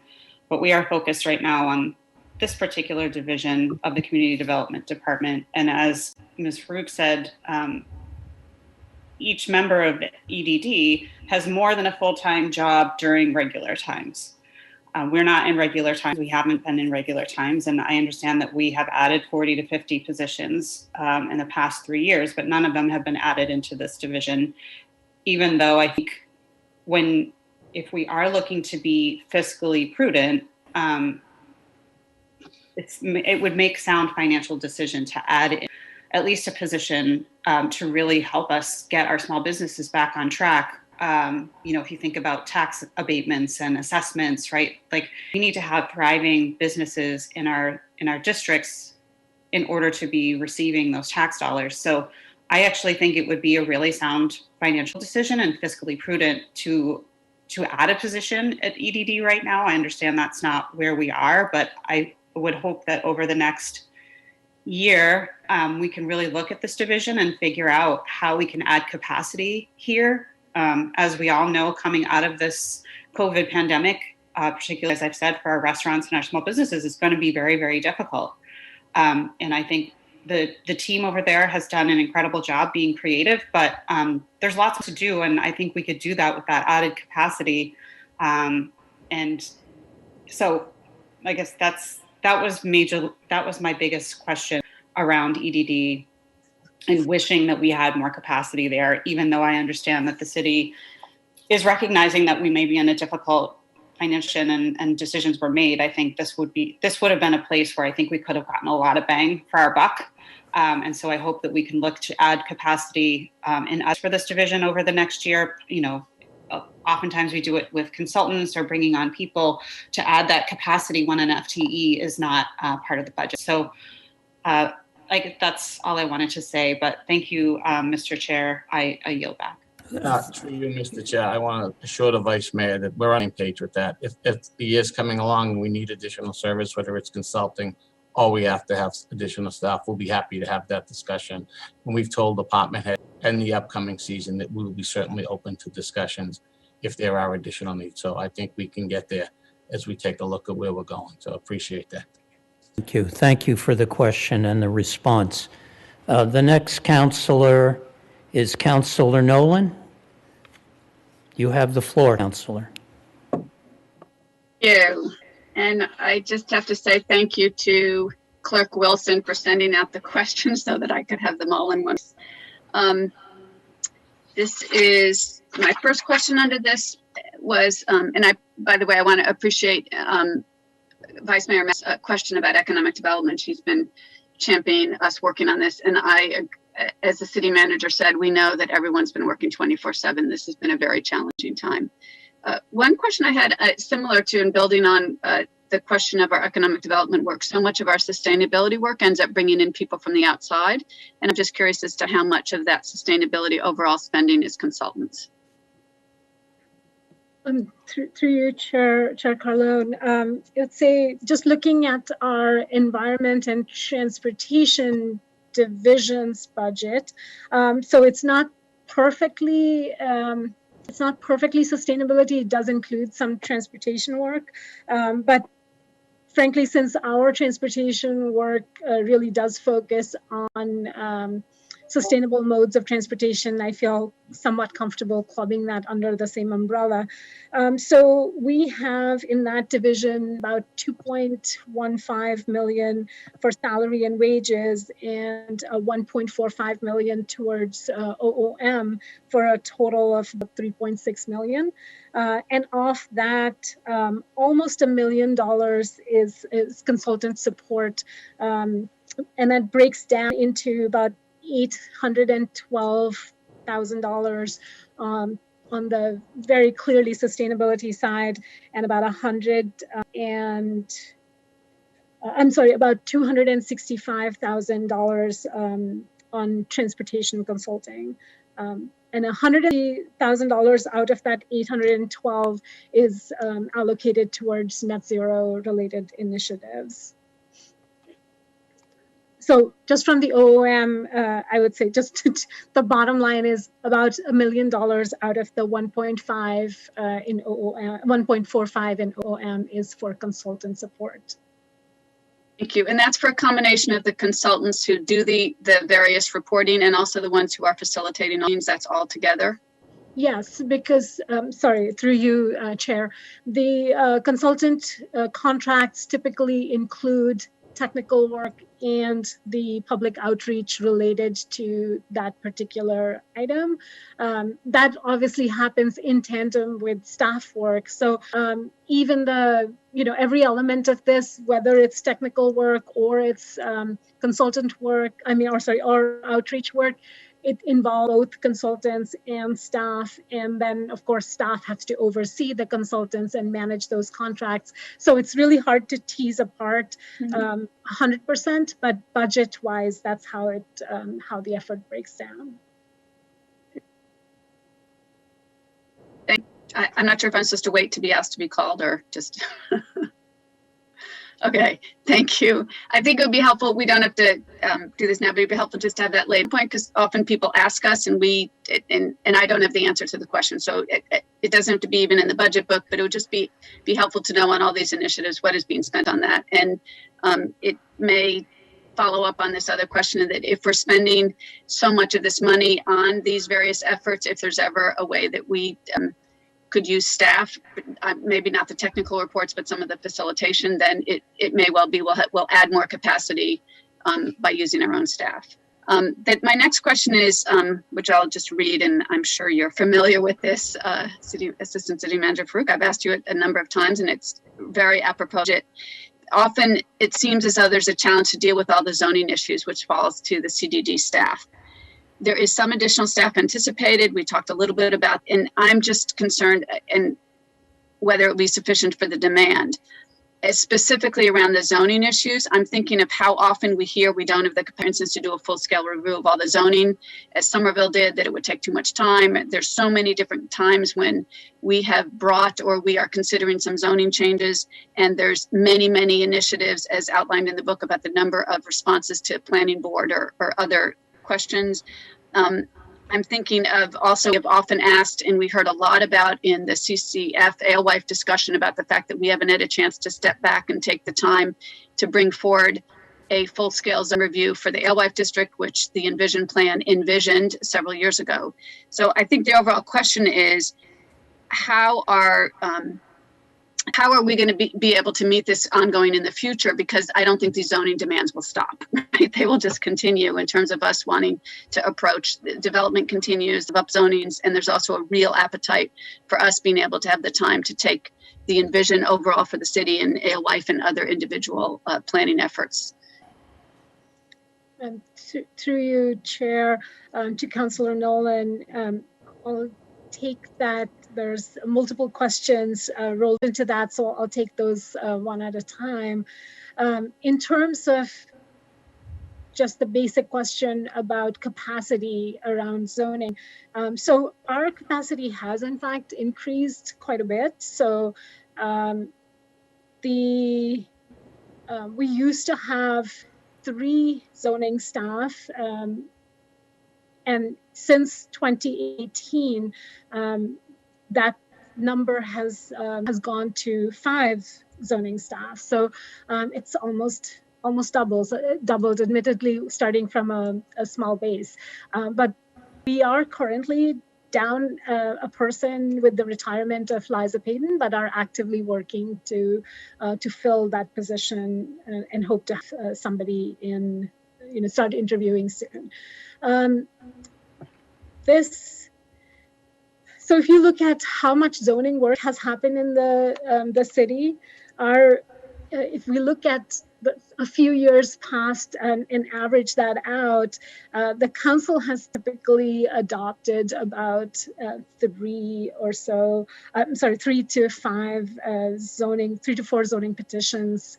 And this fiscal year,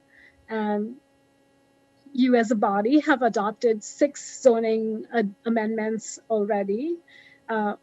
Zoning petition was voted down.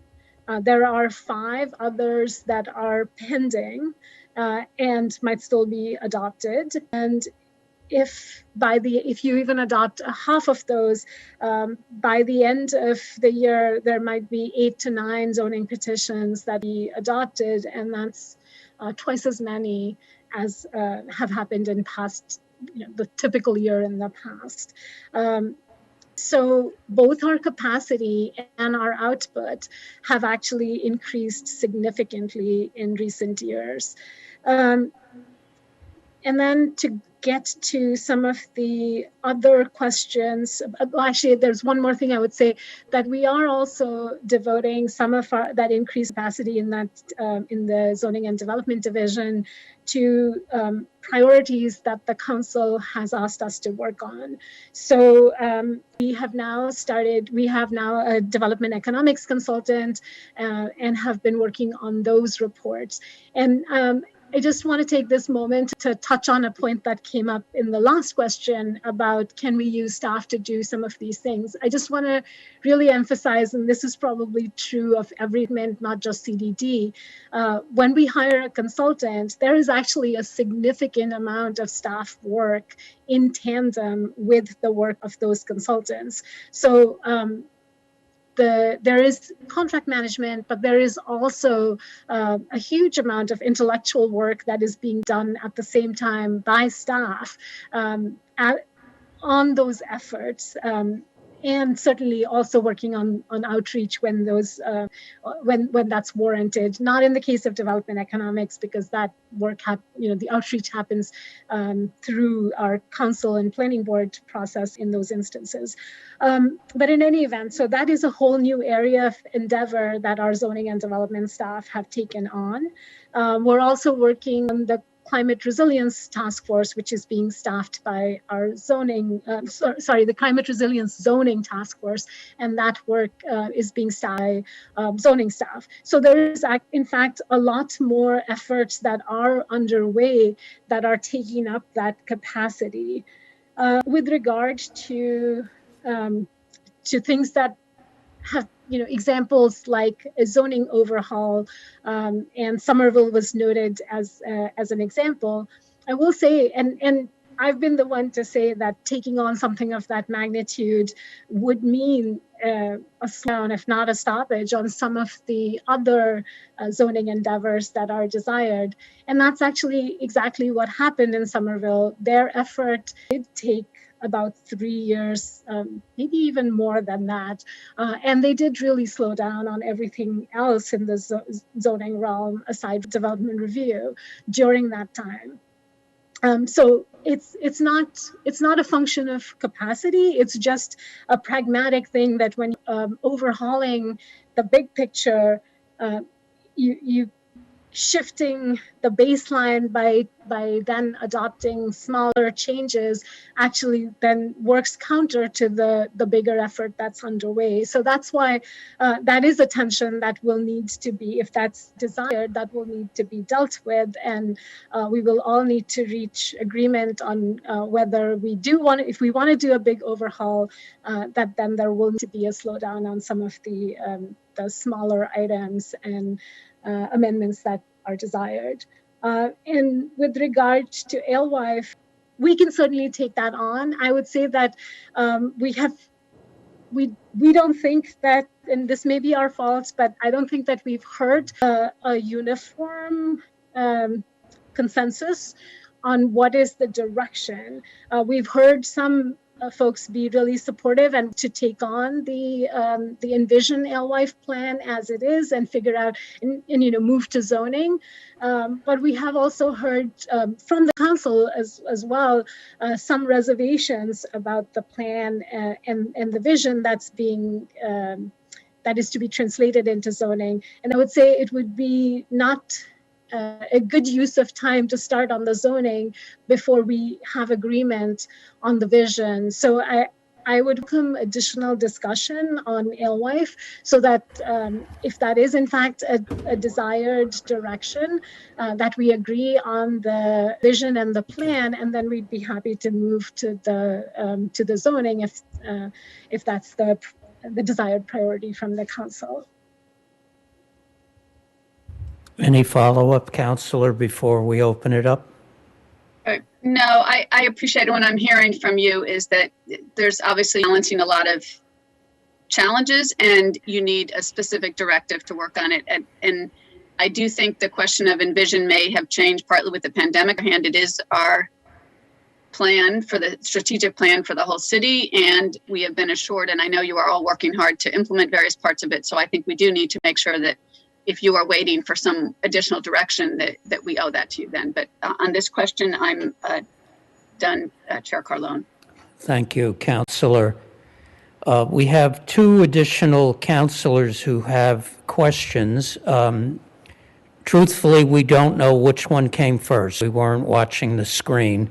So I'm going to start with Counselor Zondervan, followed by Counselor Sabrina Wheeler. Counselor Zondervan, you have the floor.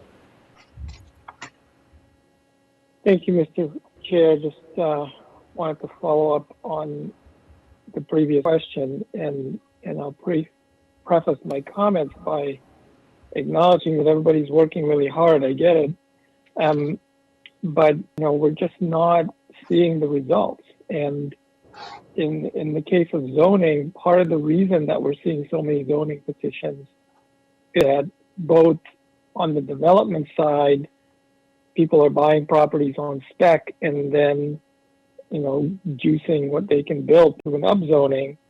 And then on the citizen side, people are rejecting this whole approach that we have to planning our city and saying, hey, we should be doing something else. And so, while all that's going on, we did envision, and then it's just sitting there, and we're not really implementing it in a visible way. And we've brought this up many times that what we would like to see is what Somerville did. And yeah, if that means slowing down development for 1 or 2 years, so what? Let's just do that. Let's get it right, and then move forward. But it just feels like we're spinning our wheels, and we're caught in this trap where we're just constantly barraged by these zoning petitions because happy. The developers aren't happy because they want to build bigger buildings, and the citizens aren't happy because they want fewer buildings and they want more trees. So, let's put our heads together and figure this out once and for all, instead of just going back and forth like this year after year and not really getting out of this trap. So, if that means we need more resources, then let's get some more resources and let's get it done. Thank you. Ms. Farouk? Through you, Chair. Thank you for that, Councilor Zondervan. I would say I hear your comment, and I just want to clarify. I'm not saying that there's a capacity issue. What I am saying is that, and I'm also not saying that development would have to slow down if we are doing rezoning, because development can continue, and developers and members of the public always have the capability to bring forward zoning petitions.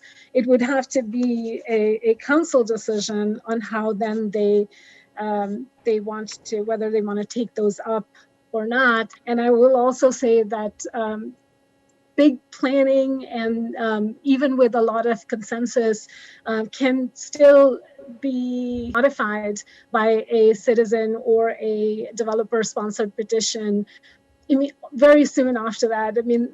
I'll dig back a little bit of history, and we went through a pretty comprehensive planning study in the early 2000s, rapidly 2000s, with the rezoning of the entire eastern part of the city.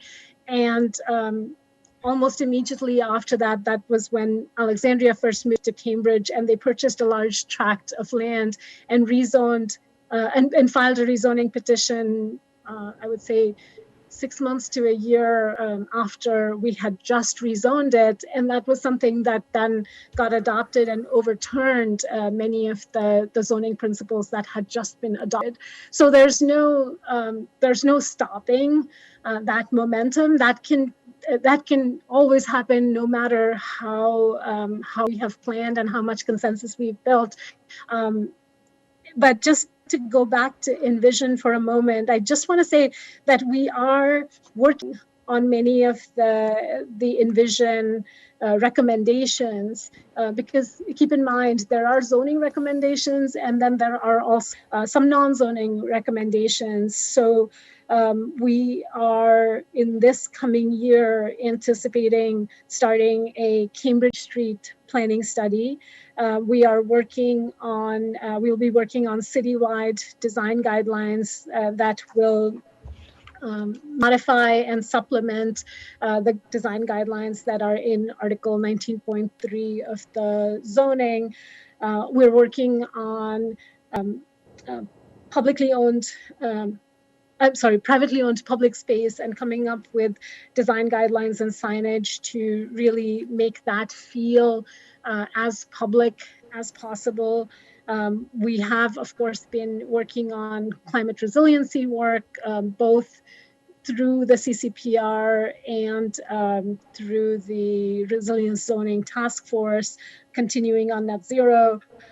We are working on mobility blueprint right now, and in the coming year, we will be taking up work on circular economy, and these are all recommendations that have emerged from Envision. I know it's really hard to track because I will admit that that one of the pieces that we've been wanting to do for some time now is put together a website and dashboard that will make it clearer and more transparent to everybody.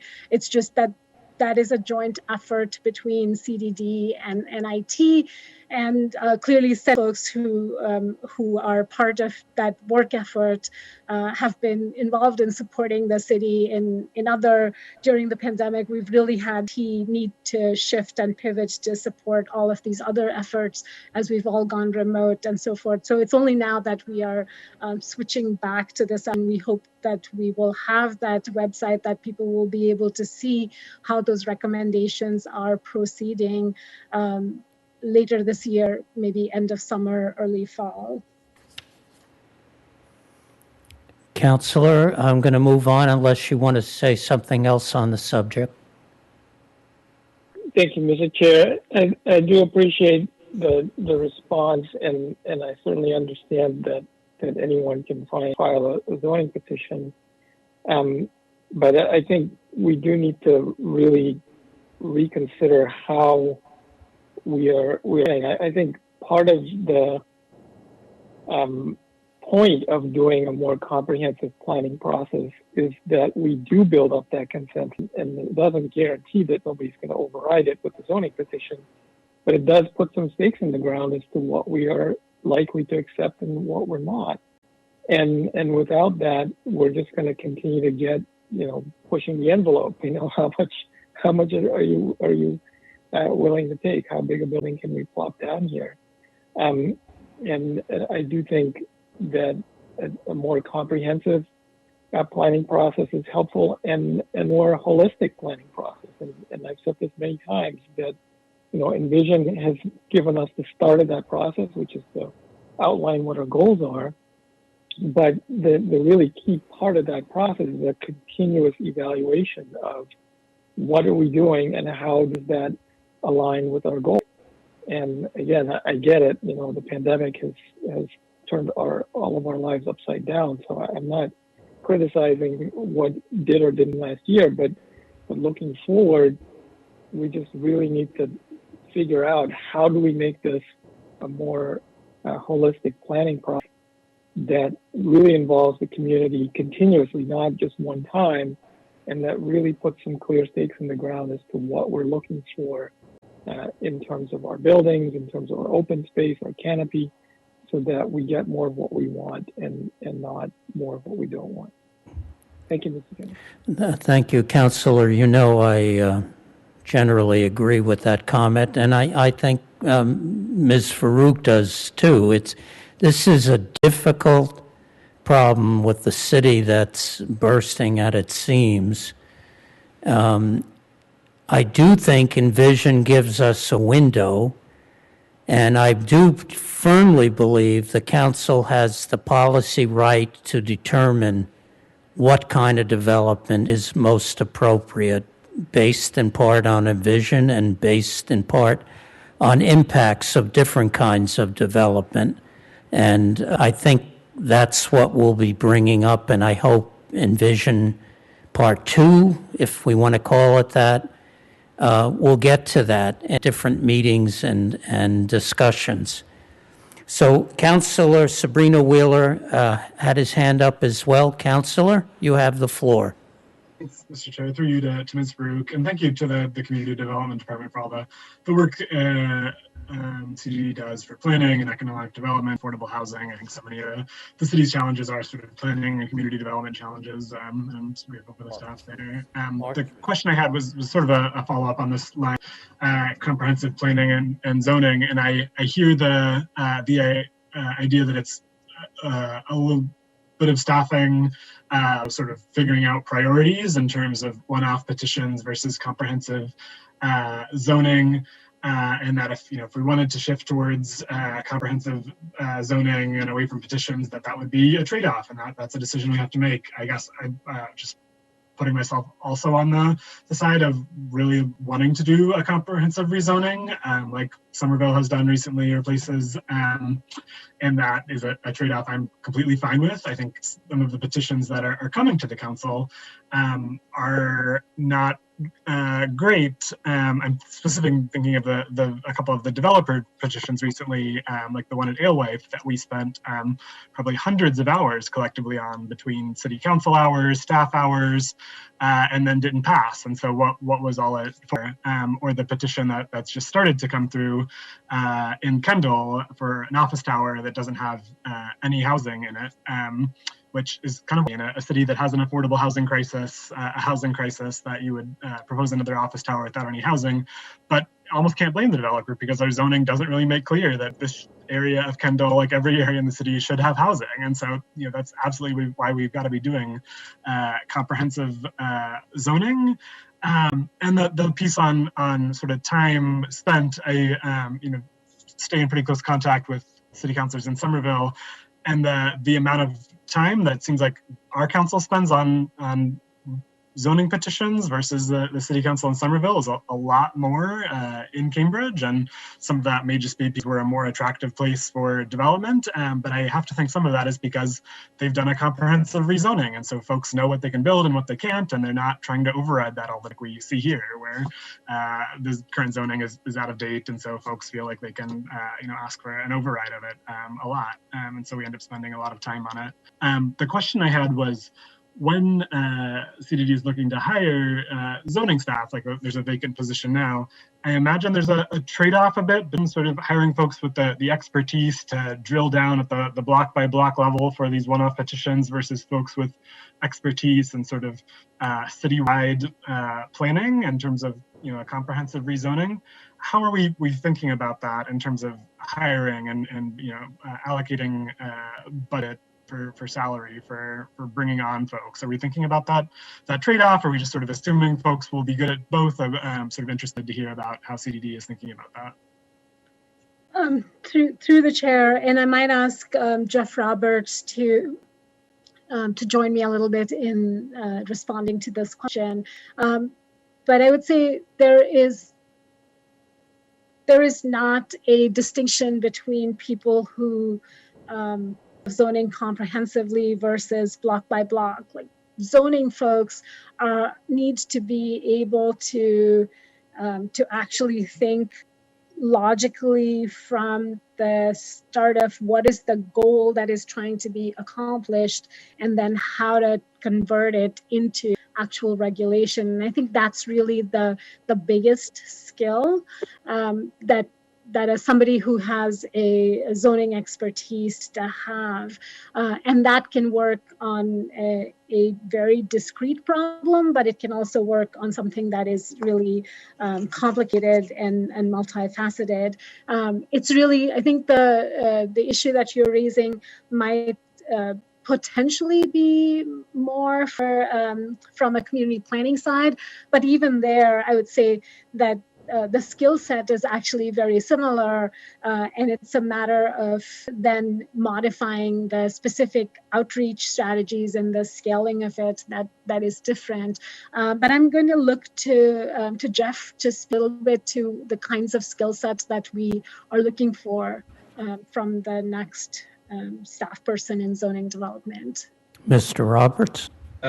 Thank you, Iram, and through the chair, I would echo what Iram just said, that our team is on a number of different things, and they do cover a range of different topics, but the skill set isn't necessarily that different. It's the ability to look at issues, to be able to break them down rationally, to gather information from lots of different places, and then ultimately to sort of translate that into a kind of a policy mechanism. Was just talking to my staff about how it's a little bit of a combination of almost like computer programming, as well as just understanding how people think about land use, whether it's from an economic development perspective, or from an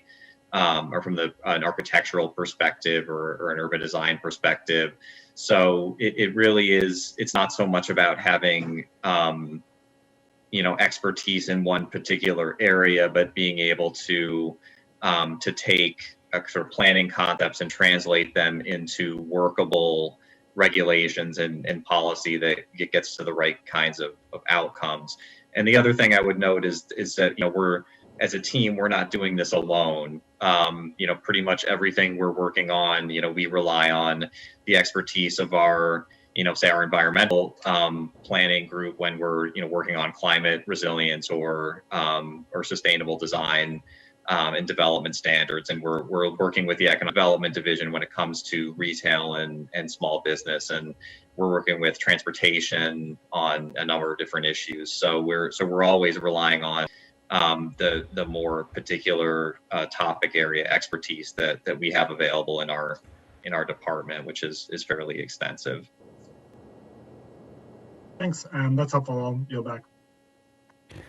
Thank you, Councillor, and thank you, Mr. Roberts. I'm sure you meant to say urban design staff as well, which before your time and Ms. Farouk's time, when I was a consultant to the city, I did an urban design analysis of zoning that was being proposed, and it showed contrary results to what was being proposed, and quite frankly, my work was put in a drawer and the zoning was approved. So I would greatly encourage community development to literally include urban design studies, if you're not, on particular studies, particular areas, to understand what a build-out is. I used to do that for community development, and I'm sure you're doing that in part, if not fully. So the next series of questions is from Councillor McGovern. Councillor, you have the floor. Thanks. Through you, Mr. Chair. I just wanted to, again, I know we're sort of, this is not necessarily budget conversation, but I did kind of want to put this out there, and I don't want to be Debbie Downer here, but, even if we had a citywide plan, we did everything that people are saying they want, we are still going to get disagreement and, about projects. I mean, we did envision, and there were a number of folks who said, it wasn't good, it's not a good document, it wasn't a good process. And then when a proposal comes in that doesn't address envision, those very same people say, well, wait a minute, what about envision, right? So they hate it, but then they like it on one hand. We have, I don't want to get into specific projects, but there are projects that have been very mined with goals that the city has set. There's a project in front of the BZA, right? Sustainable, 100% affordable on a main corridor, and we're arguing over 2 stories. So I know we keep talking. We need this plan. And I'm just saying we could do a plan, and we're still going to end up in debates because people aren't going to be happy with that plan. And until something is actually in front of the community, you end up in these arguments. So I don't see that as a panacea. And even in Somerville, right? I pay attention to Somerville too. There's lots of debates over what development is happening in Somerville, despite the fact they have this plan that we think that we should have as well. So I don't think there's any way around that. I also think what we could consider, we make it very, very, very, very easy for people to file zoning petitions. 10 signatures, right? There's a number of conservation districts that are coming, that are going to potentially change entire neighborhoods, and it takes 10 registered voters to file that. That's 10 people who can dominate the conversation and change the course of what CDD has to do, what we have to do. And maybe we need to think about making that more difficult to do, right? Or think about, maybe it's 100 signatures, maybe it's 50 signatures. Because this is what allows these petitions to keep coming forward. And even if we had a plan, developers are going to file up zonings regardless of what the plan is, because they're only going to be looking for their best interest. And there'll be residents that will file down zonings because they don't want to see the development. So I think this is part of what we're in for. I think it's part of the work we have to do. And yes, we should certainly set I'm all for sort of setting more guidelines and making things more clear. But at the end of the day, I'm not sure what the way around, if there's a way around getting into these debates, because, people just have different opinions and want different things. So I just felt that was important to say, because I don't think a citywide plan is a panacea. Thank you. Thank you. I have to respond to every point you made. Envision was supposed to have an urban design element. That's what the policy order was. It never got there. That's what I hope the second phase is. You have to test all the principles and the directions. So that's part of the problem right there. When East Cambridge and University Park was done, it was based on a design guidelines and a master plan. One was one developer, University Park, the other was the city. People knew what was coming. Neighbors knew what was being built. And when I say neighbors, I mean developers, what was being built next to them. And quietly they said, you need to enforce everything like you did on our building. On 2072, the proposed affordable housing at 102 feet in what is presently a 45-foot height zone. You can go to 70 feet on the affordable housing overlay, which we worked on, as you know, more than 2 years, and they're 32 feet over the affordable housing overlay. The neighborhood would accept the affordable housing overlay. And as far as the conservation district, let me complete. Please. I'm not looking. I wasn't to get into a debate. Yeah, but you raised My point was points, that there's and disagreement. excuse me, as chair, I want to make it clear that there's a point of view. A conservation district does not overrule zoning. If zoning allows something, a conservation district allows. It's the way it's done. Historic conservation districts do not overrule zoning, despite what people are saying. So you said 3 points. I let you say them. I just want to say there's another way to look at them as well. Are there any other questions for community development? Mr. Chair, just to be clear, I was not saying, what I was saying was in this debate of zoning petitions that, keep getting filed, it's very easy to file a zoning petition, and maybe we should think about that. And I wasn't saying Envision was good or bad. I was just simply pointing out that even with plans, there's disagreement. So Envision's not done as far as I'm concerned. I'm sorry, we can't talk about this. You're the expert. I'm sorry. Yes, it was inadequate. It did not fulfill the council's compromised policy order, compromise in the best sense. So I have a few questions for community development. When we say we're going to have citywide design guidelines, which I applaud completely, will it reflect different area and neighborhood contexts? I mean, you know better than anyone that we have a variety of contexts. So will there be a series of guidelines that reflect that variety? Or, well, I'll leave the question there. Thank you, Chair Carlone. I'll say what we are working on will have 3 components, and they must some separate projects, but really there's a overarching citywide design guidelines, which, as you know, right now, we have very limited citywide design guidelines, and frankly, there isn't something that applies everywhere. It's only with certain caveats and certain thresholds. So we're looking to come up with something that's more universal, that addresses parts of the city that currently are left unaddressed. And at the same time, acknowledge that there are particular parts of the city that have different needs, because they have just different, be it historic character, different scale of development. So Kendall Square is by necessity very different from Harvard Square or Porter Square or Central Square, and different from something that is more in the neighborhood matrix.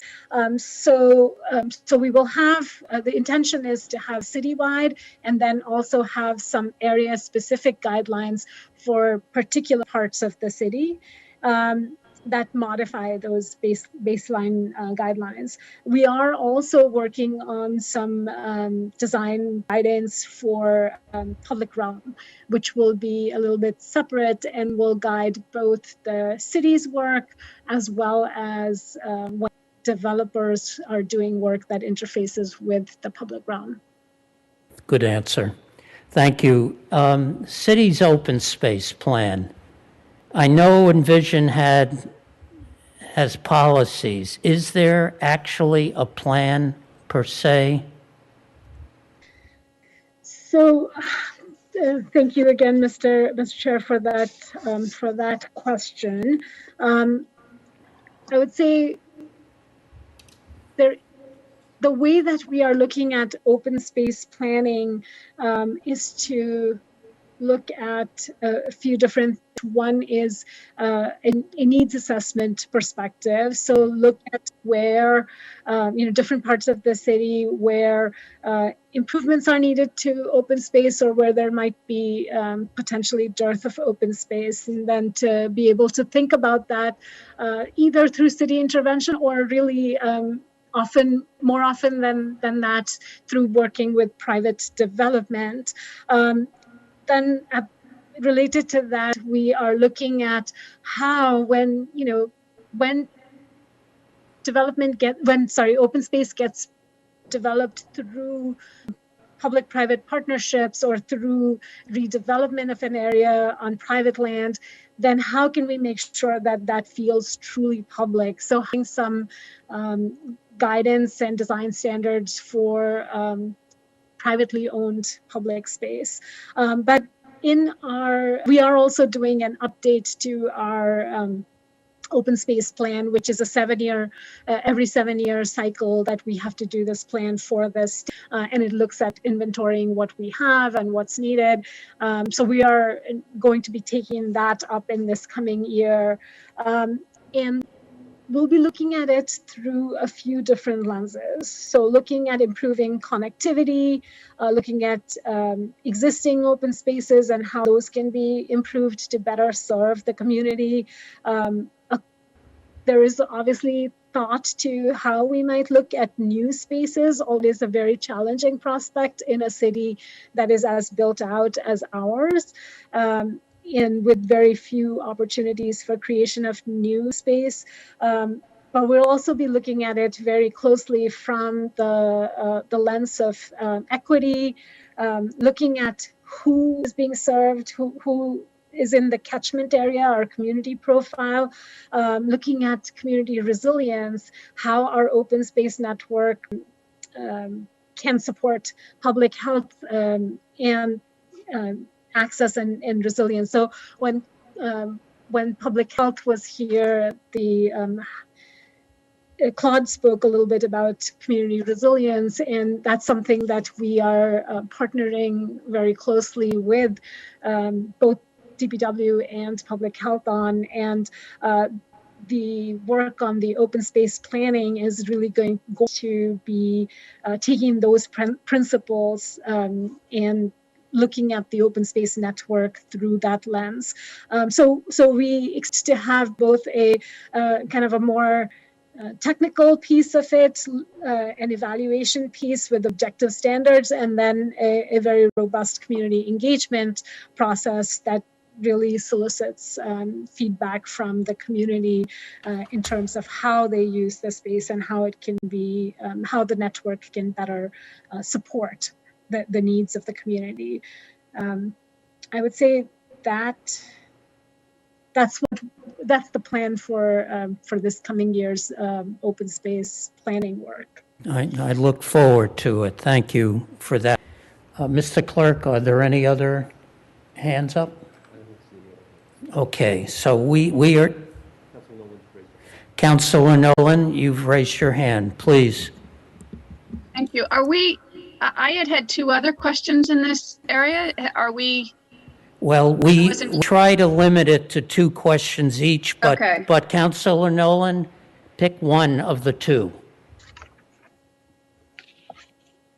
Right, I'll pick one, but I do want us to, about housing, but the other one is one I've also raised, and I'm concerned about not having in the budget some very specific goal setting. But the housing question was, the latest figures on housing in this section show a very welcome increase in units, and there are plans for 400 affordable units in the pipeline.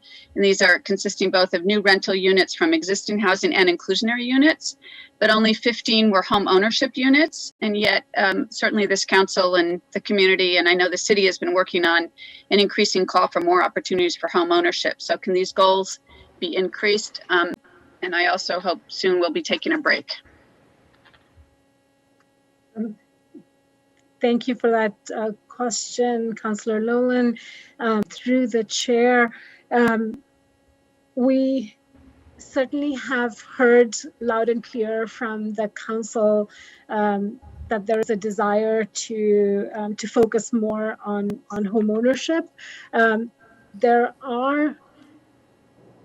Just want to note that there is a huge demand for rental units as well, and there is a lot that is in the pipeline. So as we are looking, we've begun to a much deeper look at what our financial projections are and how they are being allocated. This is something that we do with the ongoing basis, but we absolutely hear that desire to emphasize more and have greater focus on home ownership. Would really be, it's certainly possible to modify that or to enhance that emphasis. It is. It's. I just want to be sure that we don't do that at the cost of the rental side, because that is also a really significant need. But having heard council's desire on that, I will say that the one new position that is in this year's budget is for a associate homeownership planner for in our homeownership team. So that's going to really add to that group and will support the homeownership side more. So we certainly hear that, and the Affordable Housing Trust has heard that that priority, and we certainly will be putting that into our thinking going forward. So I'm going to move on. At the last minute, Councilor Zondervan raised his hand. Let's try to keep this brief and close the morning session. Councilor Zondervan? Thank you, Mr. Chair. I'll be very brief. I appreciate the question on homeownership and the answer. As you know, the council just passed the policy order calling for 100 units of affordable homes to be constructed every year for the next 10 years. So you just indicated, Ms. Farouk, that you're hiring a homeownership planner. But how do we operationalize that kind of effort? Is hiring one planner enough? Is there more that we need to do to make that kind of vision a reality?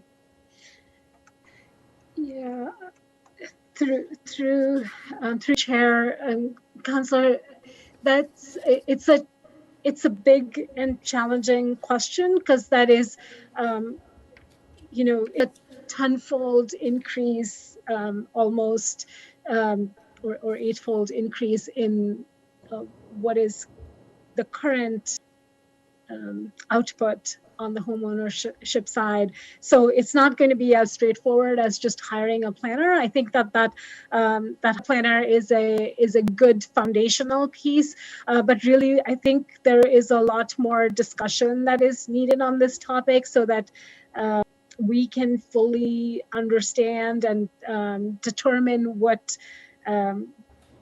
and how the program needs to change. There's a lot of sub questions in that policy order. So I look forward to putting together, working with the multiple other departments that are going to need to be involved in this, in such an effort, and come back to the council with a response at a future date to that policy order, and then we'll be able to have a more substantial discussion at such time. Thank you, Councilor, and thank you, Ms. Farouk. I'm going to move to refer the community development budget to the full council with a favorable recommendation. On that motion, Vice Mayor Mallon. Yes. Yes. Councilor McGovern. Yes. Yes. Councilor Nolan. Yes. Yes. Councilor Simmons. Yes. Yes. Councilor Sabrina Wheeler. Yes. Yes. Councilor Toomey. Absent. Councilor Zondervan. Yes. Yes. Mayor Siddiqui. Yes. Yes. Councilor Carlone. Yes. Motion passes 8 in favor, 1 absent. Thank you, Mr. Clerk. We're going to take a lunch break now, and we will come back in 45 minutes. So that would be 1:05. And we will begin with the library department, and we look forward to everyone's questions. Have a good lunch break.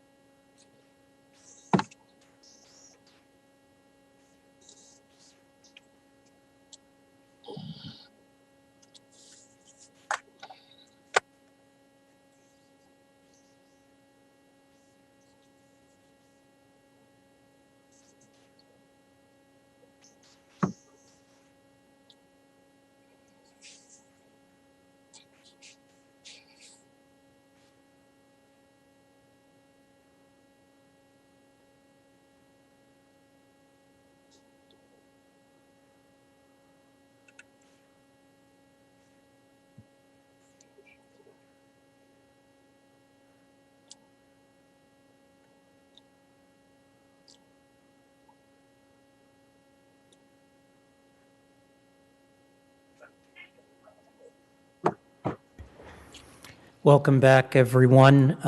Just to repeat that we have had our recess and we're returning to the Finance Committee meeting. The call of this meeting is to conduct a public hearing on the city budget covering the fiscal period of July 1, 2021 to June 30th, 2022. We've already covered Cambridge Health Alliance, Public Works, Community Development, and Cable TV. And the first department this afternoon is Library. Mr. Manager, do you wish to say something? No, I'm all ready to start the hearings. Okay. You looked like you had something on your mind, so I thought I'd invite you. So we will have the library department come forward. Oh, but first, the clerk has reminded me again that we need to take a roll call. Mr. Clerk? This is for the members present for the afternoon session. Vice Mayor Mallon. Present. Present. Councilor McGovern. President. Present. Is the meeting clearly audible, Councilor McGovern? Yes. Councilor Nolan. Present and audible. Present. Councilor Simmons. Present. Present. Councilor Sabrina Wheeler. Present. Councilor Sabrina Wheeler, is the meeting clearly audible to you? It is. Thank you. Councilor Toomey. Absent. Councilor Zondervan. Present and audible. Present. Mayor Siddiqui. And audible. Present. Councilor Carlone. Present. There are 8 members present. Thank you, Mr. Clerk.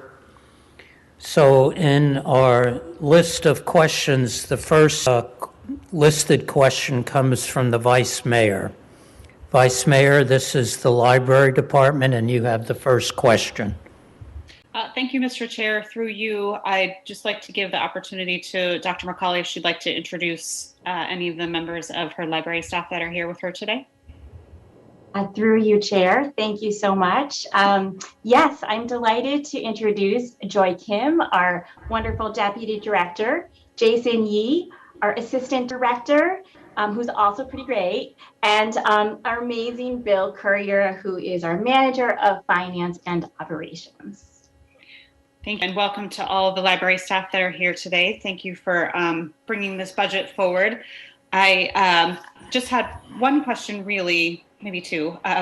The first one is, I know that in last year's budget, we prioritized a social worker to work at the Central Square Library, and it was one of the positions that we moved for the April deadline, knowing that we would have maybe some fiscal challenges. So given that the Central Square Library has been closed, and I know we did hire a terrific woman to take on this position, I'm just curious, what has she been doing during this time and to help our vulnerable residents, in particular our unhoused community, and how will she take that work forward into the next budget year?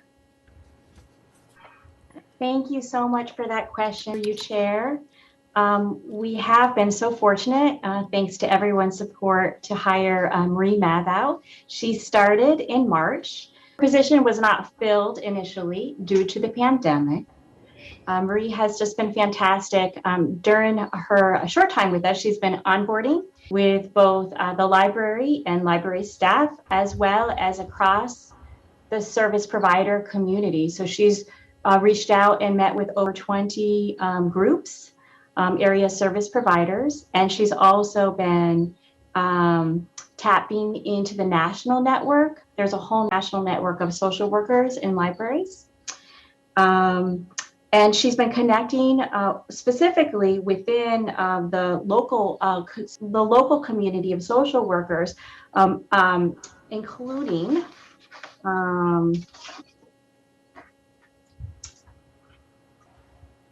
the outreach team of the multidisciplinary outreach team, First Step.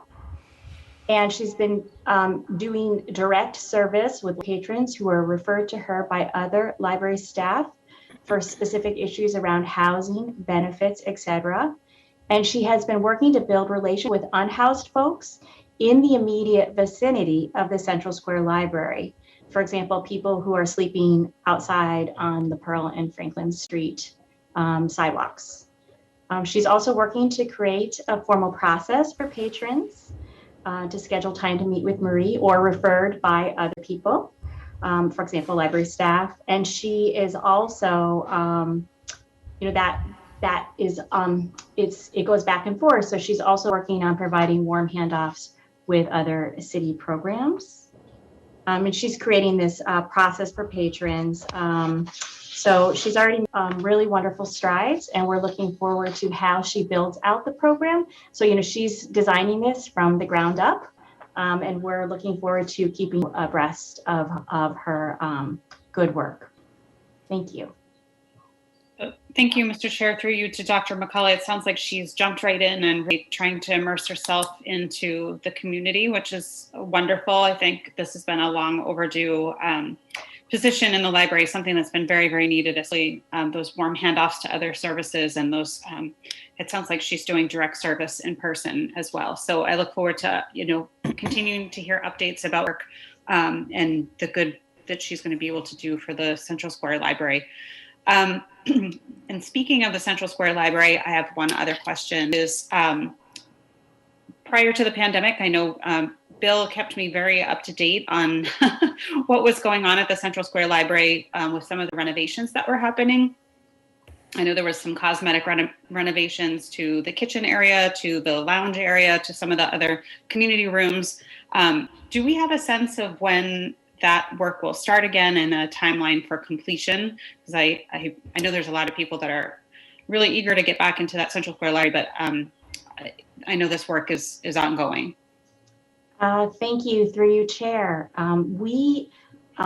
Yes, we have done a lot of work in the pandemic these are the short-term improvements, so the kind of the beautification and refreshments of furniture. So work that has been includes new soft seating for ground and children's floors. We've replaced every table and study carrel on the ground, children's Lewis room, and the literacy center. New work bar seating area on the ground floor facing the MLK Plaza. We've replaced all patron chairs in all areas of the library, including the Lewis room. We've replaced the staff desk in the tech center computer room. We've replaced public computer table and public computers in the children's room. We've replaced the public computer tables and public computers in the literacy center. We've replaced the shelving and storage in the literacy center. So that area is going to look really very different and very, I think, lovely and more spacious.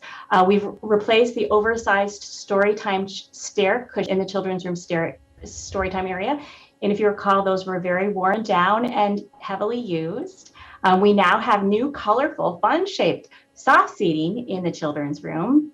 We've replaced and expanded the graphic novel shelving in the children's room. We replaced a bubbler, and we've done paint touch-up and minor drywall repair throughout. And the bubbler seems like a little thing, but it's like a big celebration because it wasn't working for so very long. We do have other things in process. For example, we're working on some signage and directional signage, refreshing some of the outdoor public display case, end caps for bookshelves. So that is still in the works. And then we have coming to repair and refinish the Lewis room kitchenette, to replace the Lewis room carpet, and then just some additional wayfinding signage.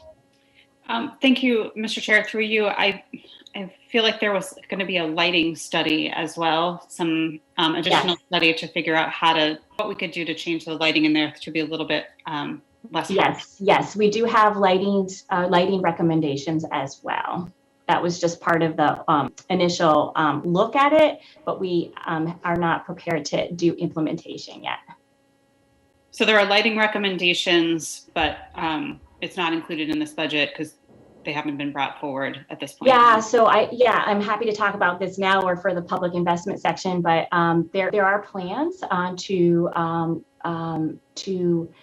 really what I would like very much to happen is a complete overhaul of the Central Square branch so that it can be just as dignified and beautiful and exceptional physically as the mainline branch, as the Valente branch, as so many of our branches are.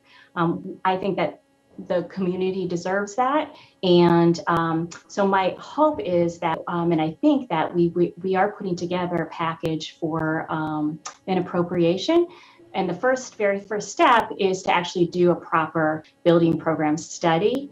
And that is to make sure that we know how the building will be used in the future, for example, through a public process. We want to hear from users. We want to look at trends. We want to look at, how to honor the past, but also look forward. And that has to happen before really doing an overhaul of the physical design. So that is in the works. So I was going to touch on it later on, but I'm happy to have addressed it at this point in time as well. So, Mr. Chair. Please, Mr. Kale. So we've been working with Macaulay, and we had talked about these two appropriations previously. And now that we're pretty much done with the first round of changes to the Central Square Library, we'll be sitting down with her and working on, she said, on a recommendation, and hopefully get that up to the council for review prior to the end of the fiscal year. Thank you. Oh, thank you, Mr. Chair, through you. So as I understand it, because this was one of my questions that I asked for the public investment section, what's the plan for the Central Square Library? I didn't see any capital investments for this year. So it sounds like there will be an appropriation coming forward to do a study of the Central Square Library and the future use, excuse me, and that we will have that before July 1. That's our plan. Again, we're finalizing that. So as well as the lighting. And I know that was on our list that we had communicated previously. So that's our intention. Okay, because I think we've said it a number of years in a row here that the Central Square Library definitely needs a complete overhaul. And I think I'm happy that we've gotten these short-term fixes in place and we'll be ready on the day that the Central Square Library opens its doors again, which will be a very joyous occasion in the community. But that we should really be thinking about how we are going to be addressing this issue and making sure that the Central Square Library has a complete overhaul. It's one of the most used in the community.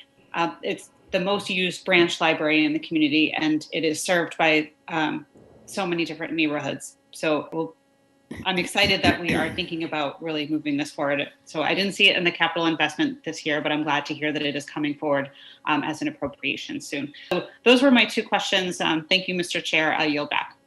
Thank you, Vice Mayor. Councilor Nolan, you're up next. Thank you. I echo the excitement of the way that we're working through and improving our library offerings. I want to say I do have a question about the expansion of hours, and I want to preface this by saying I am so excited and supportive of libraries. My kids use them all the time. We use the branch libraries. I continue to use them. I am lining up in front of the main library often the last few months, trying to get my book that I took out. And I'm very appreciative of the staff who has worked hard to make sure that happens during this pandemic. I look for much as Director Macaulay knows, I know it is so needed in the community that I keep pushing for us to open even more, because there's so many people in our community who use them, not just to peruse for books, but also for workspace. And so I am fully supportive of all the libraries. There was someone who asked me a question about why are you wanting to cut them back? In my question, because it is a public question, and I do think it's incumbent on us to ask the question I am asking. And I also fully support the idea of having more hours on weekends and and evenings. My question is, given that it may be in the future, we never know. We are incredibly fortunate. In the future, there may well be a time when it is more challenging to develop city budgets that are balanced. Is this the time to increase hours as opposed to shifting hours? So that the idea is, and my question is, instead of increasing hours in order to add the weekend, the nighttime, or the 5 days a week, would it make more sense to shift hours? And that would be based on perhaps an assessment of use. I know that while some branches are fully used, other times if you go in, I have often been there when my kids were younger, where we were the only ones in the branch library. Would it make more sense to shift it to evening or another time when there would be more people there to not put as much stress on the staff? So that wrapped up is kind of my question of how are we thinking of this, and are we making sure, is there a plan to assess how this expansion goes? How will we measure if it's the best use of our resources moving forward. And I did put in a couple of stats, which I very much appreciated, that there are other cities that are not fortunate enough to have as many branches, but they do have a higher circulation per capita. So I believe we can still maintain a very high circulation per capita, and yet perhaps rethink a little bit how we're organizing. So that was the question. I look forward to the answer. But again, this is me not supporting the libraries. It's about me fully supporting them and wanting us to do the best we can as a city to meet the needs of our residents. Thank you. Through you, Chair Carlone. I am really thankful to work in a city where residents love and appreciate their 7 libraries and our amazing library workers who are so very committed to the library's mission of welcoming all inspiring minds and empowering community. And I'm so very excited, like all of you, to continue the reopening of our libraries, including restoring all of our services at the main library, opening the Hive Maker space, and expanding branch hours. Since my first day on the job 4.5 years ago, I have heard from residents about the importance of expanding branch hours for increased access, more equitable service, especially for working families, students, and individuals. Many patrons shared with us during our strategic planning process in 2019 and subsequent open hours study in early 2020 that they would really like to see us not only restore, but expand our branch hours. We started our expansion of branch hours with the opening of the Valente branch in November 2019 with 6 days of service. The importance of expanding branch hours and investing in staffing was also reflected in an order by City Council in November 2019. This order requested funding for additional positions to be allocated to maintain the extended hours schedule that had been temporarily in place at the O'Connell branch, while the Valente branch was closed for construction. The order additionally requested an emphasis on full-time employment and a review of staffing at the other branches with the objective of maintaining equitable daytime and evening hours across other branches, including Boudreaux, O'Neill, and Collins. Thanks to the city manager and city leadership, we were able to increase the O'Connell branch library hours in 2020. And although the pandemic disrupted us, we look forward to expanding to 5 weekdays of service, fulfilling that commitment. And that includes 3 nights at all 6 of our libraries, as well as offering Saturday hours at the O'Neill branch. These Saturday hours are especially important for working individuals, as we've talked about. I also want to mention that a lot of respondents also said that they wanted daytime hours as well. I also want to just speak to the point about other libraries. And, you know, for us, usage is one metric, but I think also satisfaction of our users is very important to us. And we want to listen, right, when we're doing the strategic plan process or the hours study, we really want to find out what it is that our patrons want and need for us. And we heard loud and clear, it's really about the hours and increasing branch hours. So impact we want to hear that users in the future are more satisfied with our hours. And we are also looking at how well we do in terms of access and equity. So not only would we be looking for feedback from patrons, we'll also be looking for feedback from our partners who are our partners around issues of equity. And also there are a lot of other Minuteman libraries who do have great CERC stats. I would say that those libraries are very different from the Cambridge community. Not only do we have an urban, densely populated community, we also have various levels of socioeconomic status and a more diverse patron base and population than those more suburban libraries. Thank you.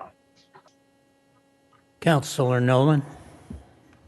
Yes, thank you. I'm really look forward to hearing about the results of those studies. And the reason circulation, it was actually in the data you provided us in the budget book. So clearly that's one of the appropriate measures. It was something I built on because you know, Cambridge was listed in that. So it seemed like an appropriate one. There are other measures as well. And I look forward to us looking into that. And I definitely, as I said in the beginning, I definitely appreciate the desire to increase access, and I hope this will achieve that. Thank you.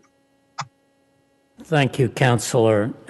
Councillors, does anyone else wish to raise an issue? We don't have any hands up at this moment. Councillor Zondervan, you have the floor. Thank you, Mr. Chair. Through you, just want to really appreciate the efforts by the library department to expand hours in our branch libraries. As Macaulay said, it's really important for residents to have access to this vital service. And, you know, it's really a model for what we should be doing, which is looking at ways to expand our service and to make them more equitable, because not everybody has access to a quiet place to study, the internet, home, or information that still lives in books. It may be hard to believe, but not everything is on the internet yet. So I really appreciate these efforts, and I hope that we can continue to expand our library hours and make this incredible resource more accessible to our residents. Thank you. Thank you, Councillor. I might add that in many ways, the libraries are the social centers of the city, and I realize the library has expanded its role, certainly over the last 30 years or so, to meet those needs. I often wonder why they're not, if one were to start over, why they're not of a school so that the school gets used more. I doubt there are facilities that are used as much as library in any city. Are there any other questions that Mayor Siddiqui, please have the floor. Thank you. I just wanted to just say that I really appreciate Maria and Joy's partnership around the library fees, and of course the city manager. And the last COVID's obviously put a wrench in all those things, and you know, we were doing fine free for this year, and as we now restart an actual pilot, I look forward to working together on that. So I want to highlight that. Then also, there were many occasions where our office partnered with you to get books out to the community, and you know, I think from many of the residents, from you know, I think 364, 402, 362, they really, you know, really appreciated those books that the city gave. So I want to just highlight those two things. Appreciate that. Thank you. Thank you, Madam Mayor. If there are no other councillor comments, I'm going to move to refer the library budget to the full council with a favorable recommendation. Mr. Clerk? On that motion, Vice Mayor Mallon. Yes. Yes. Councilor McGovern. Yes. Yes. Councilor Nolan. Yes. Yes. Councilor Simmons. Yes. Yes. Councilor Sabrina Wheeler. Yes. Yes. Councilor Toomey. Absent. Councilor Zondervan. Yes. Mayor Siddiqui. Yes. Yes. Councilor Carlone. Yes. Motion passes 8 in favor, 1 absent. Thank you, Mr. Clerk. The next department that we will discuss is Human Services. And I'm going to switch the order. The Vice Mayor was very efficient in his number one, but I think I'm going to do this one in a different order. I'm going to start at the bottom. Councilor McGovern, you have the first question for Human Services, and Ms. Seminoff. Thank you, Mr. Chair. So, I mean, we talked about this last night. So, and I apologize. I had two questions, and I must not have sent you the second one. So, if I'm going to ask you the one that we didn't cover last night, if you can't answer it today, fine. I'm sure we tried that you really did have to. It was very clever. I got it right here. I just Go for it. So, youth programs in our youth centers. So, first and foremost, just I really want to. I'm a big fan of our youth centers, and I think it's really similar to libraries where, you know, we have, when you think of a city our size, we have so many branch libraries. You think of how many youth centers we have, you'd be hard pressed to find a city our geographical size that has as many youth centers as we have. And that just shows our commitment to our young people. And I think that's great. What I wanted to ask about that was, and I didn't see anything in the budget, is, you know, what are we doing to try and just sort of reimagine what goes on within our youth centers? Obviously, we, you know, back in the day when I was younger, youth centers there was a whole lot of basketball going on and you know, and things like that. I know that we've tried to, you know, there's more computer time now, there's more things. What are we doing, and how can we sort of assess, reimagine, reinvent what goes on within our youth centers to make sure that they're not just fun places for kids to go, which is obviously important, but they're also helping prepare kids for the 21st century, and how do they connect more strongly to our schools, so they're kind of more of an extension of our. So what are we doing around that, and is there any budgetary allocations that are needed to sort of make some of those adjustments and changes? And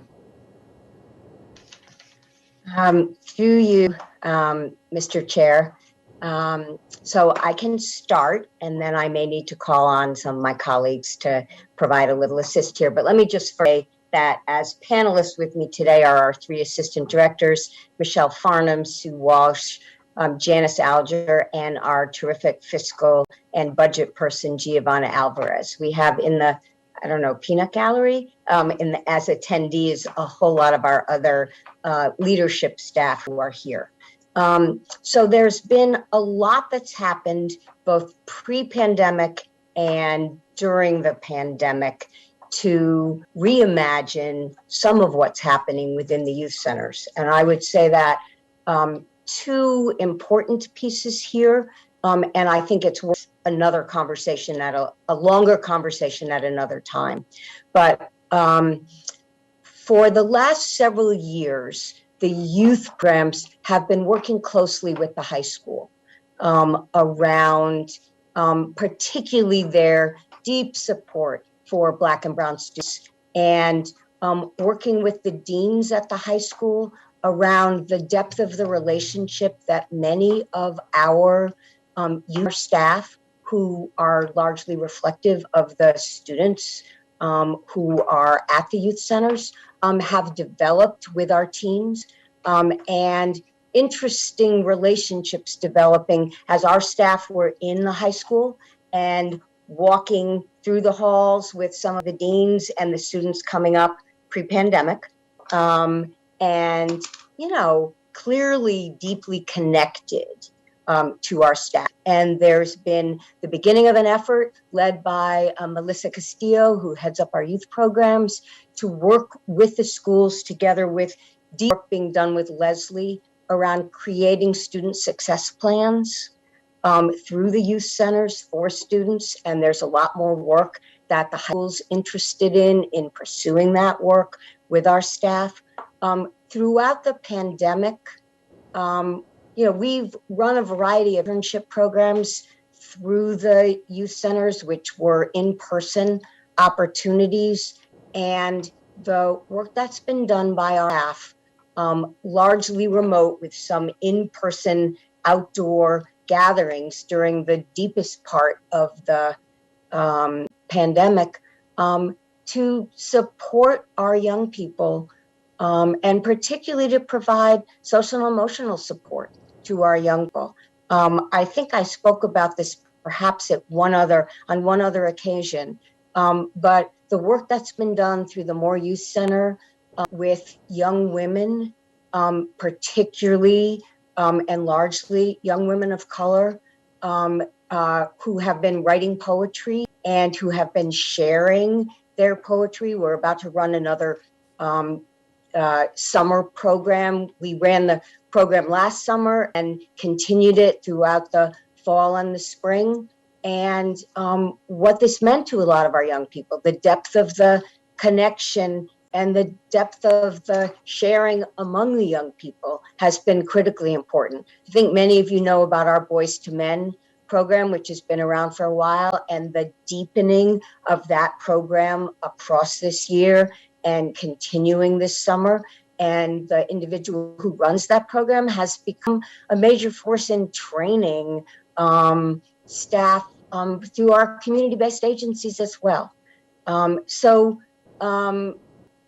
I guess what I want to say is we've learned a lot throughout the pandemic about different ways of connecting with our young people. And I believe post-pandemic, the work with the schools and with Leslie on continuing the success plans, and this is largely at the high school level. We operated this spring a middle school internship program that was operated by the youth centers, which is something we've never done before, but to begin to have young people at the middle school age level thinking about their future. Not that we don't have those conversations with young people within the youth centers, but in internship, we had 40 young people who wanted to be part of that internship this spring, and it was largely successful. And that's something which the staff are really interested in building on that model, both this summer and into the fall.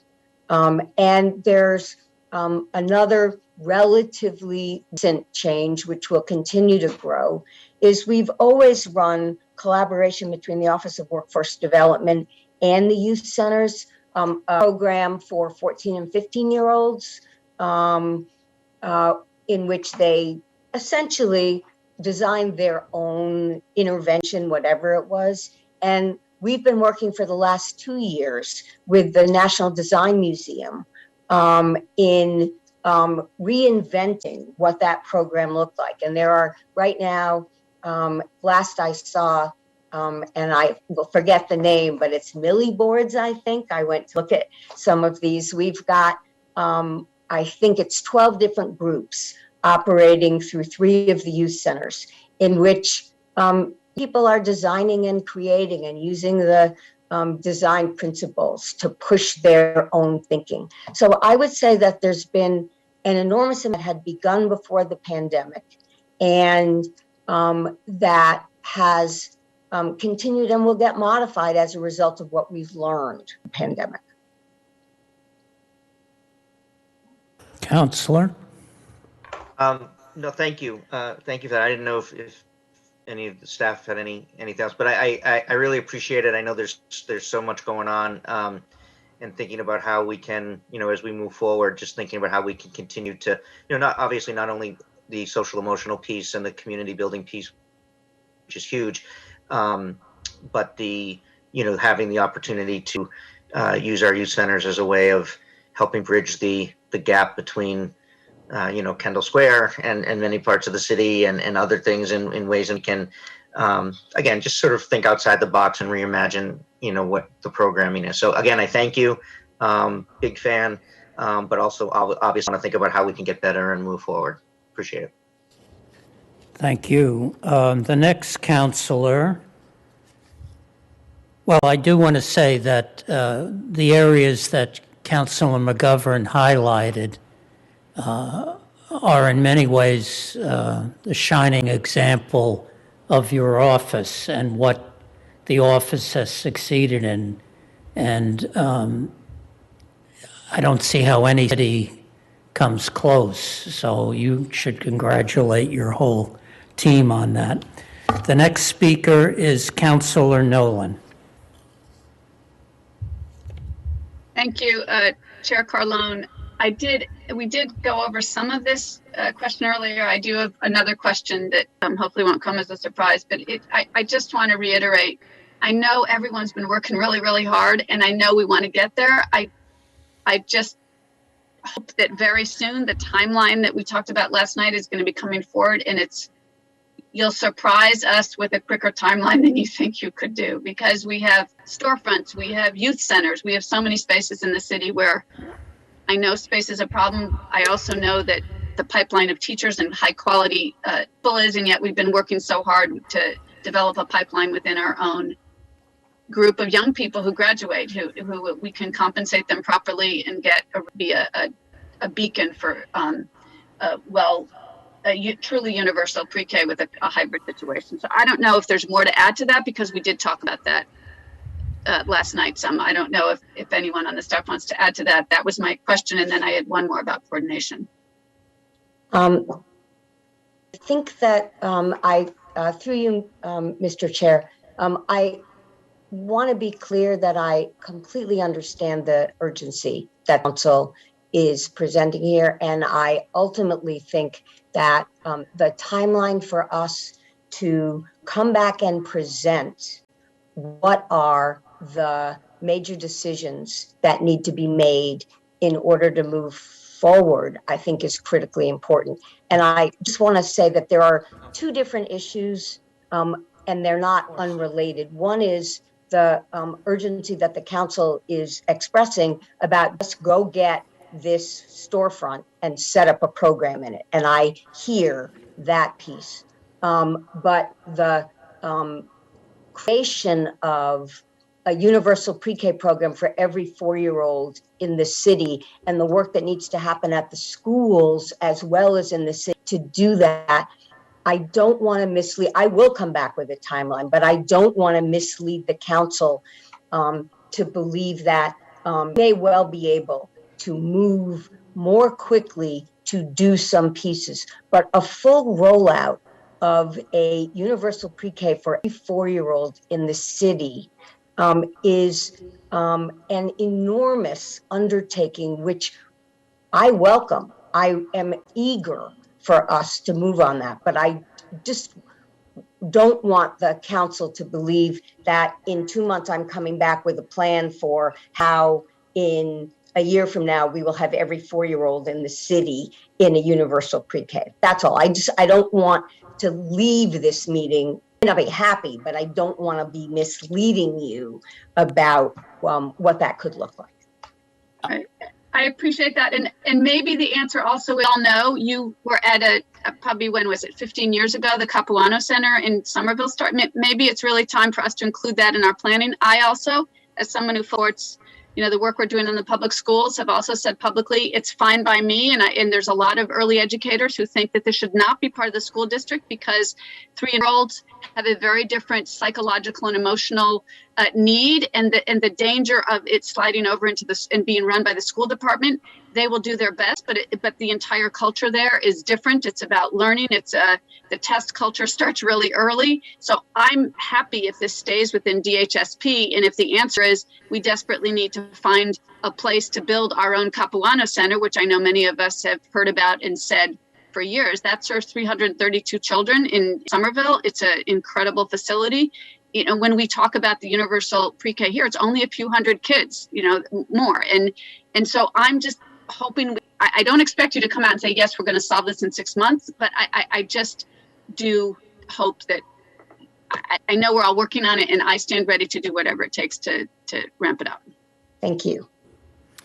My second question is just about something we've talked a lot about also, and this is in all of DHSP, and I apologize, I did not send this in advance, so hopefully it can be answered. In that, are we better able to make sure that there's seamless coordination of information among the various programs between the schools and the after school and all of the programs that we serve? It's all the same kids, and yet I know over the years we have sought to make sure that since it is all our kids, that there's a seamless share of information, because I know it's been a pandemic, but it's even more important in this situation of social emotional learning to ensure that the staff who are working with kids are coordinated and are reaching out to families to understand where each child is. So that sometimes is a combination within the budget of, I know there had been many efforts over the years, and I just wondered if a status update on how that coordination of information goes, in particular, being able to share systems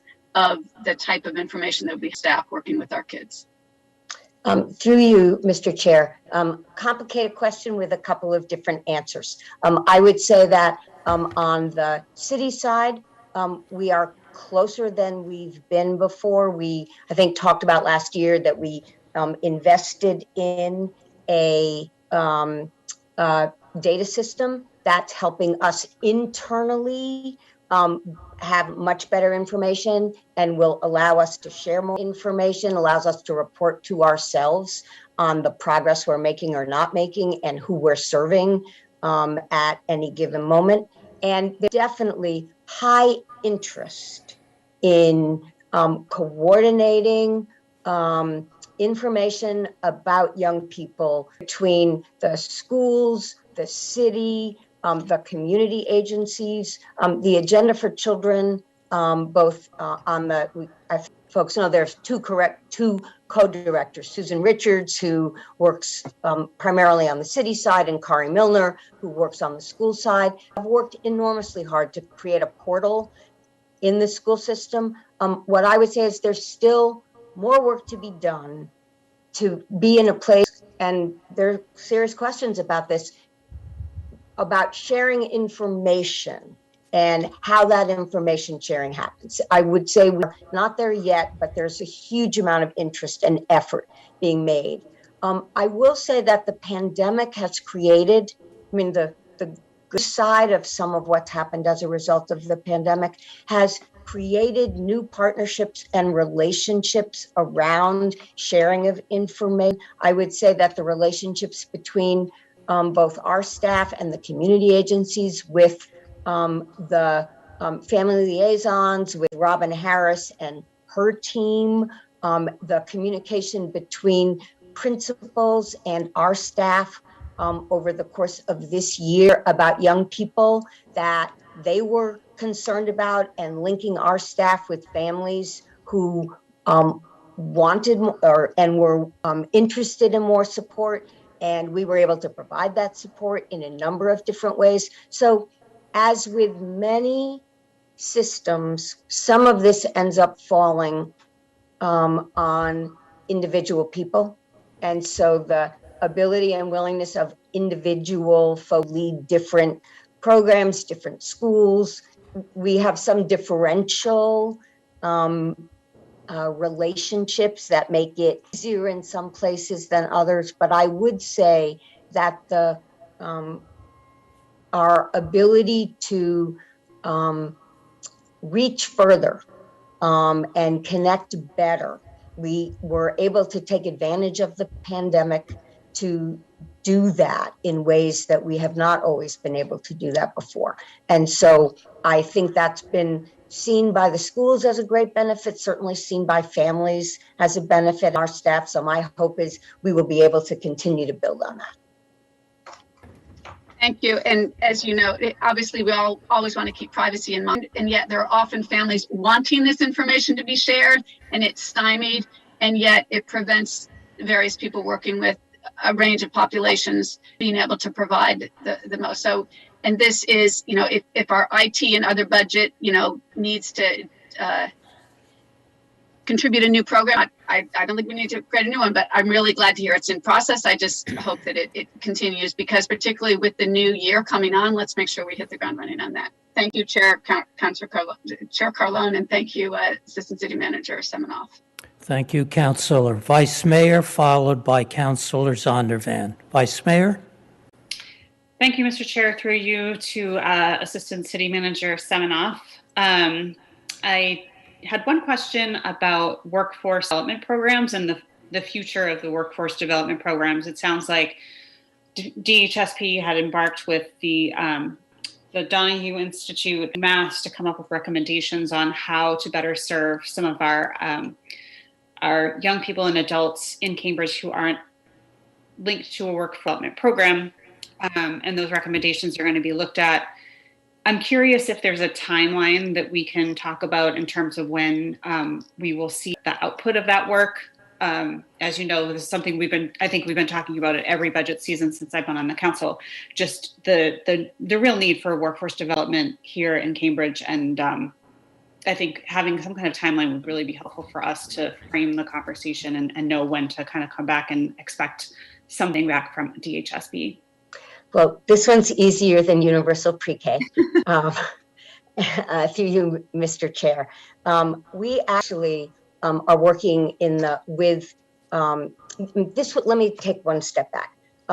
This was work that we undertook before the beginning of the pandemic with UMass Donahue. It was a wonderful collaboration between the Cambridge Redevelopment Authority and the city to jointly work with the UMass Donahue Institute. We were doing this work at the same time that the Cambridge Community Foundation was doing its equity work, and it's not surprising that the conclusions from the equity work are very much echoed in the study. My hope is that within the next 10 days, we will be able to share that report, put it before the city council, and then invite the city council along later in June, along with the CRA and the various stakeholders, the workforce jobs consortium and others, to hear a presentation from the UMass Donahue Institute on those on that report. And then I am imagining that this work is very much aligned with the Envision goals for workforce development. And I'm imagining that following the presentation for the expanded stakeholders, the council may well want to look at that with one of the council committees. But back in 2019, then City Councilor Siddiqui and the city manager convened a jobs consortium.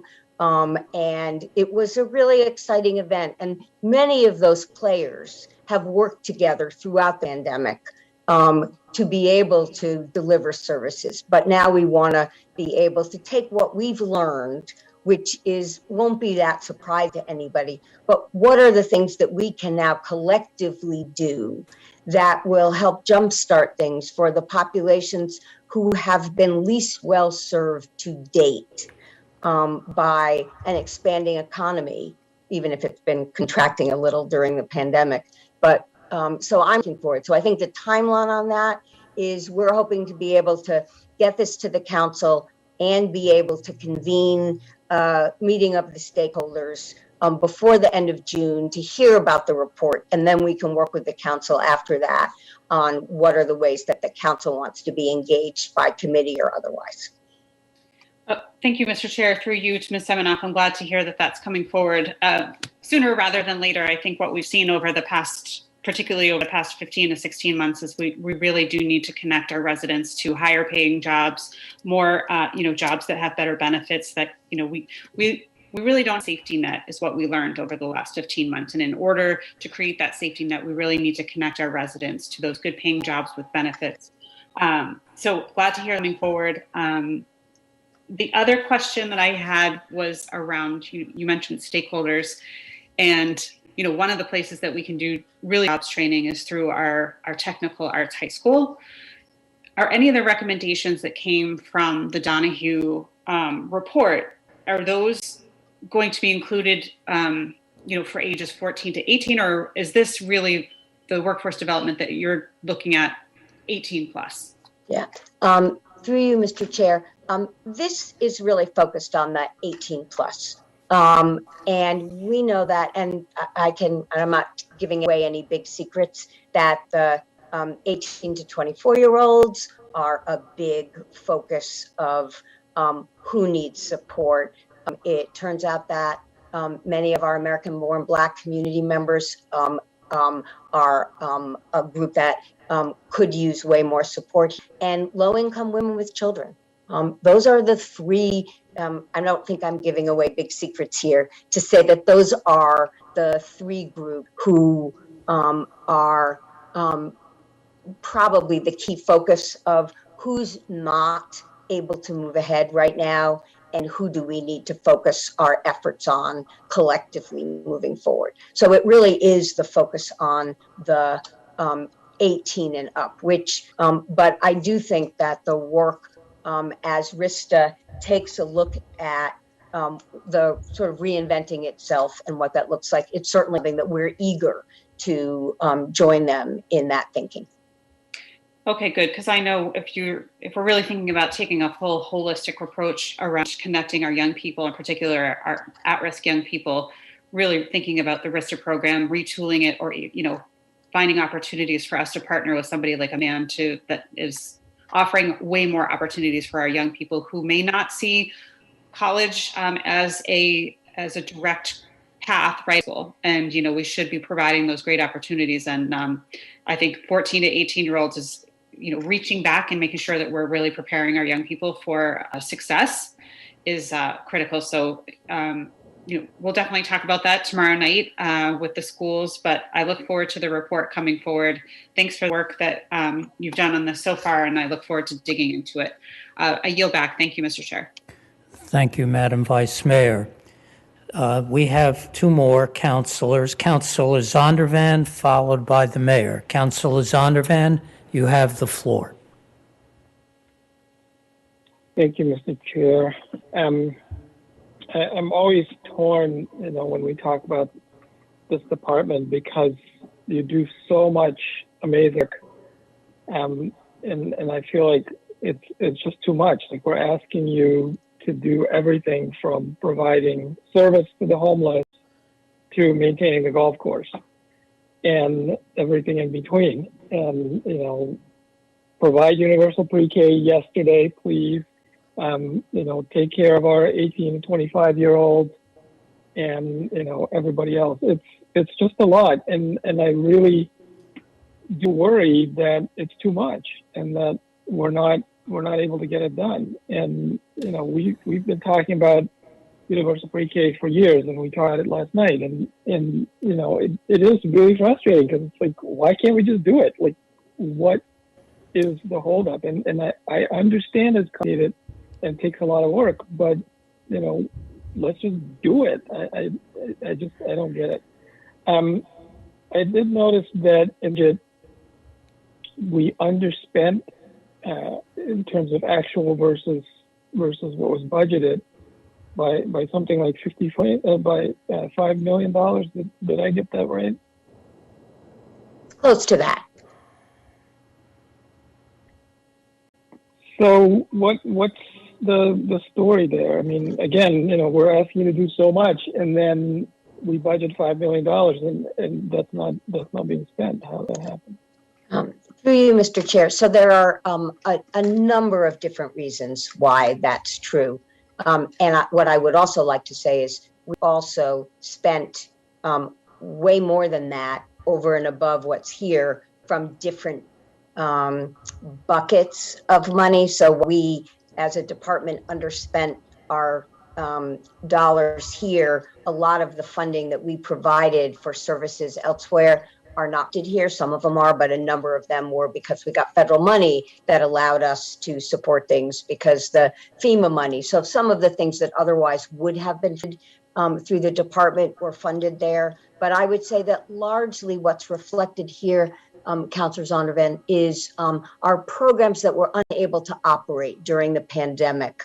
Let me give you an example. When we operate our community schools programs within each of the schools, we typically contract with a number of programs that come in, soccer programs and science programs, and they're vendors who we pay to provide. And because we were unable to provide those programs in that way this year, we didn't end up having those expenditures. So that's an example. The War Memorial, for example, run the War Memorial Recreation Center and operate every afternoon and evening and on the weekends. We were unable to operate our program. So it's the underspending of our money really reflects the programming that we were unable to provide because of the pandemic when we were shut down in various ways.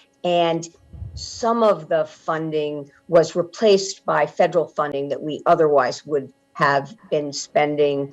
But I would say primarily it reflects, and we could go through, if you go back to the universal pre-K, we had put money in because our expectation was a significant expansion of the scholarships that we'd be able to provide to very low income children, to all the community programs. Well, most of those community programs, first of all, they shut down in the beginning. Even when they reopened, they prioritized the families that they already had over the families that we had hoped to add to their program. So I think there's something like $1 million there that we were prepared to spend on additional scholarships, which we were unable to spend, although we were all of the time working to try to get as many programs as possible to accept our children. So that's just an example. It's largely the services, the programs that we were unable to operate during the pandemic. Counselor? Thank you. Through you, Mr. Chair. That makes sense. And I guess the hope is that we can continue to expand those programs now as we come out of the pandemic, because again, it's abundantly clear that we need all of it. Let's talk about housing. It seems like our approach to housing is really spread out across different departments, and we talked about it a little bit last night as well. But it just feels like there's cracks there that people fall through, and we've asked about this a number of times to have a more coordinated way to provide those services. Maybe having a separate department that's an Office of Housing Stability that focused on that specifically. So I don't know that you can necessarily answer that, but I think it's something to think about. Maybe having a comprehensive audit of all our departments and all the services that we provide to make sure that we're really doing it in the best possible way. Specific question for you is around the King Open Extended Day, which is again, a great program. Both my kids went through it. I absolutely love that program, but it's only in the King Open, and we talk about it every year. Like, why don't we have more of that? The support services that we provide at the Kennedy Longfellow, during the day school. Can't we have more of that? So it just feels like there's so many opportunities here to invest in our community, and when I see proposed budget of $69 million for the police department and $45 million for human services, I just feel like we're not allocating our funds in the best way to really support our community. So I hope that we can continue to dig deep and really look at how can we expand these programs and fund them, even if we have to reallocate funds from policing, and spend more money on supporting our community members from, pre-K all the way till they're 25, 30 years old, and hopefully, thriving on their own and no longer needing any of our help. So, thank you for all the great work you're doing. It's just not enough for me. So I'm going to vote no on this budget, not because of anything you're doing, but because of all the stuff that needs to be done. That's just not it. Mr. Chair? Yes, sir. Just one comment. Please. I want to make it clear that there is not one penny in the police budget that affects the allocation to the human service budget. Totally separate in no factors. I just want to make that clear. Thank you. Madam Mayor, you are next. Thank you, Mr. Chair, and apologize. Didn't get all my questions in on time. More of it's just comments, but wanted to appreciate the team over at Human Services for all the work around the Mayor's Disaster Relief Fund. Those early days, are a blur, but we had folks from your team, doing the language lines and so forth. So, really wanted to appreciate that. I had reached out to you about de novo lawyer for the day. As has been mentioned to other counselors, my office is often in touch with the legal service agencies along with your team to see what the needs are. And so appreciate the increased rental assistance and the funding to our legal aid organizations. I wanted to just look at the CLC work. I know that in the description it says that we were able to provide folks with loaner laptops and so forth through the library, which is a good thing. We collaborated and got Chromebooks to students who needed tech equipment to connect to online program offerings. And I think more of a question is, I don't know how many laptops that was, but ultimately funding those Chromebooks, we provide those Chromebooks in our school budget. So it's more of a, I think, how do we provide these ups to, I think, the students through the community learning center who could really use them? Through you, Mr. Chair. So to date, we've done about 240 Chromebooks, and we have another 100 coming this summer that we will be providing to students who need them. So if you look at as a percentage of the students that we serve over the course of the year, it's close to 50% of our students will have received Chromebooks. We were able we got funding for that from a variety of sources, and we're able to spend some of our additional unspent funding to enhance that. We also have given out 70 hotspots to date. We have another 50 that we will be providing this summer, so that the need may well continue as we move forward and figure out exactly what our programming with the Department of Elementary and Secondary Education, what exactly our programming looks like, whether all of our classes are in person or a combination of in-person and virtual, depending on the level of English language learning. So we will continue to monitor the availability of devices for our students, because it's really critical for them to be able to do that. And just to be clear, some of these are for devices to keep, or are they? Some of these were devices to keep, and Great. some of these are loaners. Great. Yeah, I think I know Councilor Nolan had an idea around. I know there's some seniors who take their Chromebooks and they don't want them anymore. So even thinking about how we get those Chromebooks. I think if there are folks who need Chromebooks, my goal would be that we at least let them keep, anyone who needs one, let them keep, given that it's related to the function for their classes. So I wanted to make that point.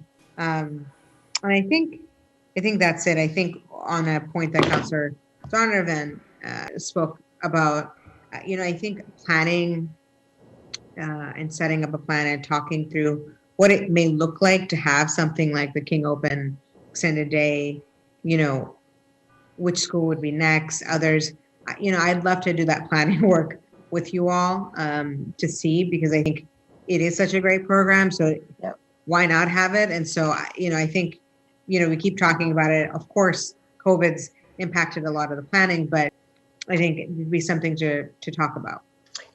Through you, Mr. Chair. So before we leave the Community Learning Center, can I just make one pitch? Because the graduation for the Community Learning Center is coming up. It's Thursday, June 17th, and I know the mayor and the city manager there every year, and I just want to encourage, last year's graduation was an amazing, powerful event. And so if people are available, we will definitely closer to the time send you the link so that you can come. But it's really an astonishing event celebrating the hardest working students in the city. But with respect to the King Open Extended Day, let me just say we'd welcome opportunities to do broader planning around that. I actually think that, and the superintendent and I have talked about this before, and my hope is we will continue these conversations.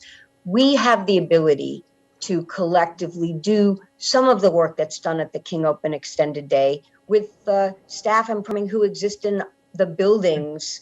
And some of that depends on different kinds of collaborations with principals, different kinds of collaborations with teachers, and perhaps the most complicated piece in any school, which is the robust sharing of classrooms. But I actually think that thinking about the ways in which we can, without necessarily creating 130 kid program in one school as the next thing, what are the ways that we can actually build on what is the critically important work in more than one school, and what would that look like? But I'm very interested, and I know my team is really interested in what are the ways of moving forward that we can better serve young people. Yeah, great. I think as we transition to the new superintendent, I look forward to those discussions. So thank you. Thank you, Mayor. I'm sorry I let you speak for me because that's what I was going to focus on. My son went to King Open, and there was a general teamwork in the program way back when. Is that what allows it to succeed at the new King Open, or is it the new facility tied into that? Or it's just what you mentioned, Ms. Semenoff, that it's more of an attitude that everybody bought into. The reason I'm asking is it seems to me that any new school, i.e. Tobin, this could be part of the programming. So what made it work there, and can we duplicate it? Through you to you. It's actually all of the things that you described. Actually did a great job of putting them together. I would say it helps to have a facility that has more rooms, perhaps, but it doesn't actually depend on that. I would say the first and most important thing is it depends on the leadership of the school being invested in this, that it being a priority to collaborate between the school day and out of school time staff, in including those staff in a variety of ways. And I would say this, and I mentioned this when I was talking to Mayor Siddiqui, one of the most challenging things, and even at the King Open Extended Day, which is in so many ways, so much of it works, it's still challenging there because you're asking school day teachers to leave their classrooms. We have some standalone classrooms, but we have classrooms with school day teachers. And all of you know how hard teachers work, and they don't often walk out the door the minute the school bell rings. But if we're going to welcome children into that classroom for us to be able to support them, we need to be able to get into the classroom. So I would say that there are many different things, but first and foremost, I'm sure it takes great willingness on the part of city or community staff to be eager partners, but it also takes a great desire on the part of principals and a willingness for them as staff to welcome us and use us in a manner which makes it valuable. Can that be part of planning for any new school? I think the answer is it certainly could be. And one of the challenges of planning for any school is you're planning for a longer horizon than the existing principal for that school. Yes. So as you plan, and maybe even the existing superintendent. And so a lot of it depends on what are the understandings about what it would look like. But I actually think that there are many principals who, without fully understanding exactly what it would take to have a King Open extended day, are eager to create these partnerships. And so I do think that there is opportunity here for us to work together. Thank you. I think you know that I was part of a Leslie College private endowment program that did that for the old Haggerty School, and the results were amazing, absolutely amazing. So I think we all salute you on that. So unless there are other questions or comments, and there doesn't appear to be. Mr. Chair? There does appear to be. Yes, Mayor. Sorry, I'm so annoying. One more thing. On the Workforce Consortium, really, I think the second one we're to do was a presentation of this report. So happy to work with your team on getting a second one on the books to have that further discussion that we were planning before COVID hit. So just wanted to say that. Thank you. Wonderful, wonderful. Okay, so I think we're ready to move to refer the Human Services budget to the full council with a favorable recommendation. Mr. Clerk? On that vote, Vice Mayor Mallon. Yes. Yes. Councilor McGovern. Yes. Yes. Councilor Nolan. Yes. Yes. Councilor Simmons. Yes. Yes. Councilor Sabrina Wheeler. Yes. Yes. Councilor Toomey. Absent. Councilor Zondervan. No. No. Mayor Siddiqui. Yes. Yes. Councilor Carlone. Yes. Motion passes. 7 in favor, 1 absent, 1 against. We are now going to move to the city overview financial summary section. And I will suggest that Councilor Nolan give her questions.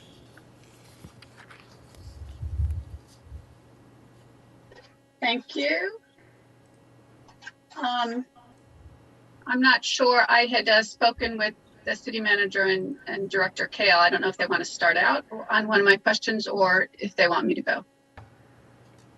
If this is regard to the investment policy, is that one of your questions? Yes, it is. I can start it off and then maybe you can supplement.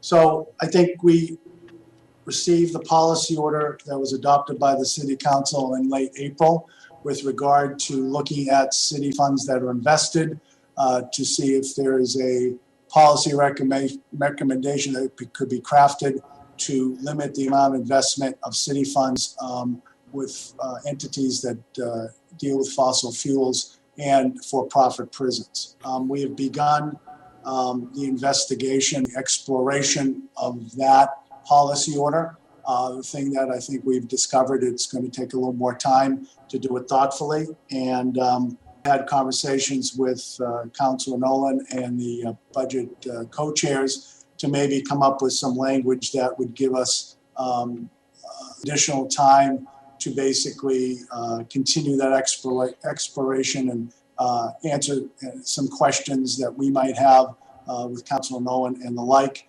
So we've crafted in collaboration some language that we could put forward to basically give us about a 6-month period to come back with recommendations from our investment advisory committee and basically continue the process to explore what the city council order had asked for. Thank you, Mr. Kale. Councilor? Yes, and just to be, I know the entire council passed this unanimously, and also Mayor Siddiqui and you, Chair Carlone, were on that order as well. So I'm happy to be included, and I'm also happy to make sure that everybody is included. I believe we had discussed, Mr. Kale, a sentence that we would add to that investment policy in the book. Should I read it? Or do you want to, or? Well, you can read it, Councilor. Okay. Can you all hear me if I change my, are you still hearing me? Yes, continue. The city clerk has this language too, by the way. Oh, then it should the clerk read it, Chair Carlone, or do you want me to? Please read it, Councilor. Okay.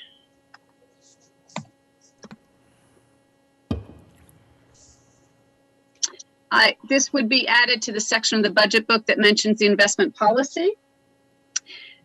it would read, within 6 months of adoption of this budget, the investment committee will provide recommendations on any revisions to the investment policies to ensure that all owned investments follow the council's directive to avoid investments with or in institutions, companies, or organizations invested in or funding fossil fuel endeavors or private prisons. And to remind the council, our investment policy is part of the budget book. It is reviewed annually just in the course of this review that we're doing now. And based on what had been in the policy order that was passed in April, the idea is to add this sentence under the investment policy section of the book. I don't know if other of the co-sponsors want to speak to it, but that's what, as Mr. Kale indicated, this process needs some more time, and they would then come back with recommendations, whatever they would be on doing this. Any other councilors wish to speak on this matter? Councilor Zondervan. Councilor Zondervan? Thank you, Mr. Chair. Through you to Mr. Kale, do you buy any equipment from Hewlett Packard? We checked yesterday, and I believe we have not had a contract with Hewlett Packard directly since 2014, I believe. That doesn't mean that third parties don't sell us, for example, print cartridges or stuff through a third party, but basically we've had no contracts with them for several years. Thank you. Councilor Nolan, you have the... Okay, so that I presume will be added to the investment policy book, to the budget book, right? We don't vote on it, it happens? We will, based upon the council making this motion and approving it, we will make the amendment to the investment policy for the final adopted budget book, and then report back as requested in 6 months. Okay, so through you, Chair Carlone, do we make that as I know the Director Kale and Ms. Kincaid, we talked about it, but that needs to be a motion from us saying this should be added? Is that correct? Mr. Chair, through you. So this is the Finance Committee meeting. So I believe if that's the will of the council, the appropriate motion would be to forward this as a policy order to the full City Council. When this, the minutes from this meeting go to the full City Council, that policy order along with the rest of the budget will appear, and then council can vote to adopt the policy order, which, and if I'm understanding you correctly, Councilor Nolan, it's that the city manager being hereby is requested to amend the, public investment of the... The investment policy section of financial summaries. The investment policy section of the 2022 fiscal year to read the sentence that Councilor Nolan just read. Yes, and will that be before the council in time for the final budget vote if it's in June 7th? Yes, the final budget vote will come with this from the minutes of this meeting, which will be ready for the vote on June 7th. Okay, then do I make that motion here to forward it to the council? Then so moved.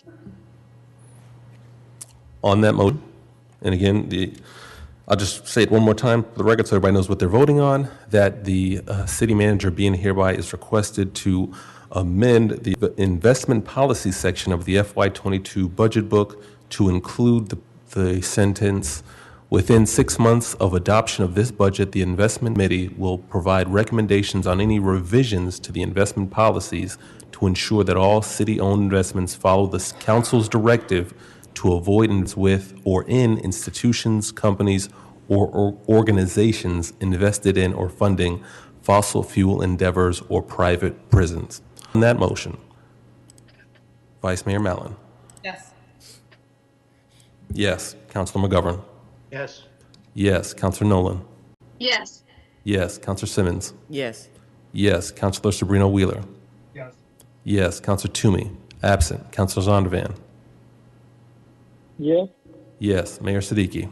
Yes. Yes. Councilor Carlone. Yes. Motion passes, 8 in favor, 1 absent.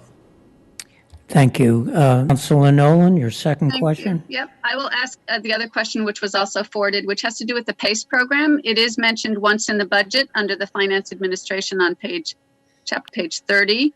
And that we had passed an order on PACE, and I'm just was wondering if there's more detail on this proposal. I know that the Finance Committee has been working on it, and I'm not sure if this should be included in the budget and if it requires then for us to understand what the proposal is moving forward, because this would have financial and budget implications.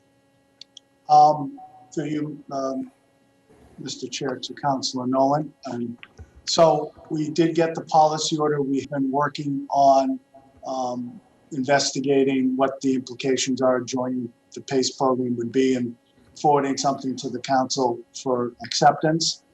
We have met with representatives of mass development and community development and have gone through that process. I think one of the things that we're a little concerned about, we have discussed this, is that the program does allow multifamily residences, 5 units or more, participate in the PACE program. However, the PACE program does basically, when you sign up for it, basically the encumbrance is against the property. So when the property is sold, it follows the property, not the individual. At the same token, if in fact you sign up for the PACE program and you basically are agreeing to a lien against your property to basically do the improvements, if in fact you default on the commitment, the lender of the monies that you had your improvements done with can seize your property or foreclose on your property. And I think we've been internally discussing, while commercial and industrial clearly, participating in the PACE program has advantages. I think we're a little bit leery of putting residential homeowners in a position where if they sign up for the PACE and for whatever reason can't meet their obligations, to expose themselves for foreclosure that frankly are outside the city's control. And I think my understanding is it would be probably advantageous to join the PACE program without having the residential component. But it appears that the only way we could do that is if there's special legislation to eliminate the residential component of the PACE program. And as I said, I think we're a little bit concerned that I think there's some examples in other states where residential property owners were foreclosed upon because they couldn't make the payments of the energy improvements. And I guess we're concerned that we never want to put residential into that position where their property could be foreclosed by an outside entity who provided the funding for the PACE program. I think the manager may want to chime in too. Before you do that, Mr. Please explain to the public what PACE means. I will probably defer since in your own words. In your own words. To know that acronym right off the. Let's say it's Property Assessed Clean Energy. Property Assessed Clean Energy Program. Thank you. So I guess through you, Mr. Chair, as someone who was treasurer for 14 years and is proud to say that I work with many property tax owners to avoid taking their property, I think it's something the city of Cambridge should be very proud of. I will not recommend any program that allows someone other than the city to take someone's residential property. So as long as that's there, I will not make that recommendation. I apologize if councilors feel that's not appropriate, but I will not risk people taking Cambridge property based on joining this PACE, because at the end, I think it'll set a mark in the city of Cambridge that I should be proud of. Councilor.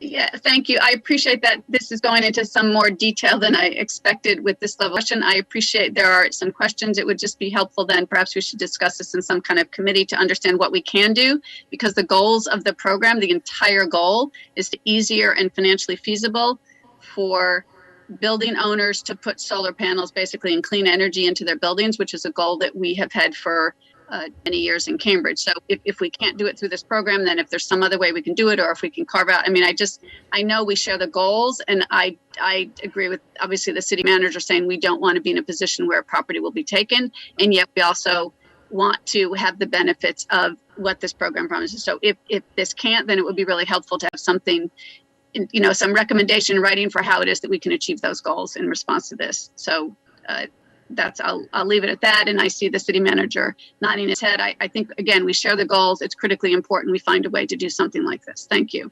I think you've raised a good point, and I think it's highly complex, and this is probably not the place to talk anymore about it, but thank you for raising it. So the next speaker is Councilor Zondervan. Councilor, you have the floor.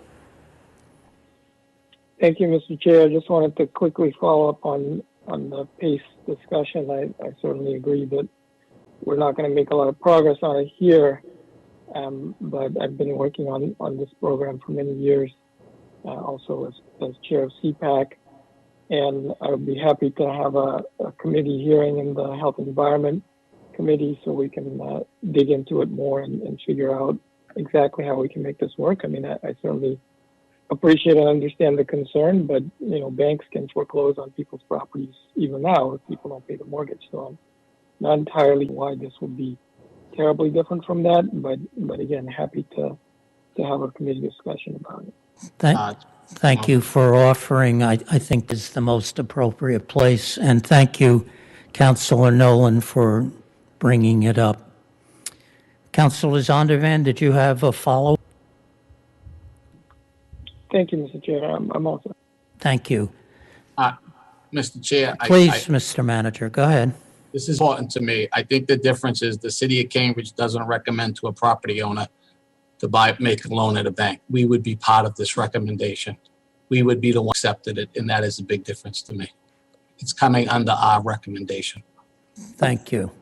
I'm sure when we bring this, if it's brought to a committee, we'll look at all the issues as you've also represented. I don't believe there are any other hands up, so thank you for the discussion. I'm going to move to refer, let me get the wording right, the city overview, financial services summaries under revenue, budget to the full council with a favorable recommendation. On that motion, Vice Mayor Mallon. Yes. Yes. Councilor. Yes. Yes. Councilor Nolan. Yes. Yes. Councilor Simmons. Yes. Yes. Councilor Sabrina Wheeler. Yes. Yes. Councilor Toomey. Absent. Councilor Zondervan. Yes. Yes. Mayor Siddiqui. Yes. Yes. Councilor Carlone. Yes. Yes. Motion passes 8 in favor, 1 absent. Thank you. The next section, which is not in the order that we've been given, excuse me for a second. Oh, I guess we covered revenue as well. The revenue section, financial summaries and revenue were one set of questions. So we're down to our last section, I believe. That is public investment. And the first person with questions is the Vice Mayor. Vice Mayor, you have the floor.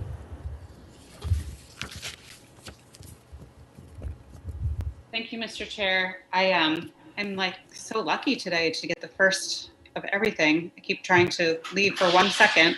Someone is very efficient. I don't know who. Yes, Vice Mayor, go right ahead. Are we on capital? Is that right? Public investment. Public investments. Okay, so we disposed of my first question, which was around the Central Square Library.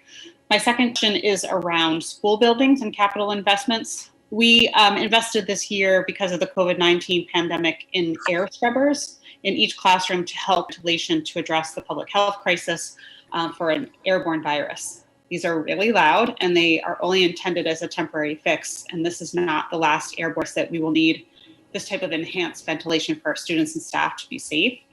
What is our long-term plan to address ventilation in our public schools through the capital budget? I don't see in this particular budget. I'm just curious if it is being discussed. I did actually get to attend MIT, their engineering team actually did a whole project on how to improve ventilation in 5 of our elementary schools, 5 of our oldest elementary schools, and they were really innovative and interesting in terms of how we could just use a small investment to increase ventilation in those school buildings. So I'm curious how we're thinking about those older buildings and increasing the ventilation through our capital budget.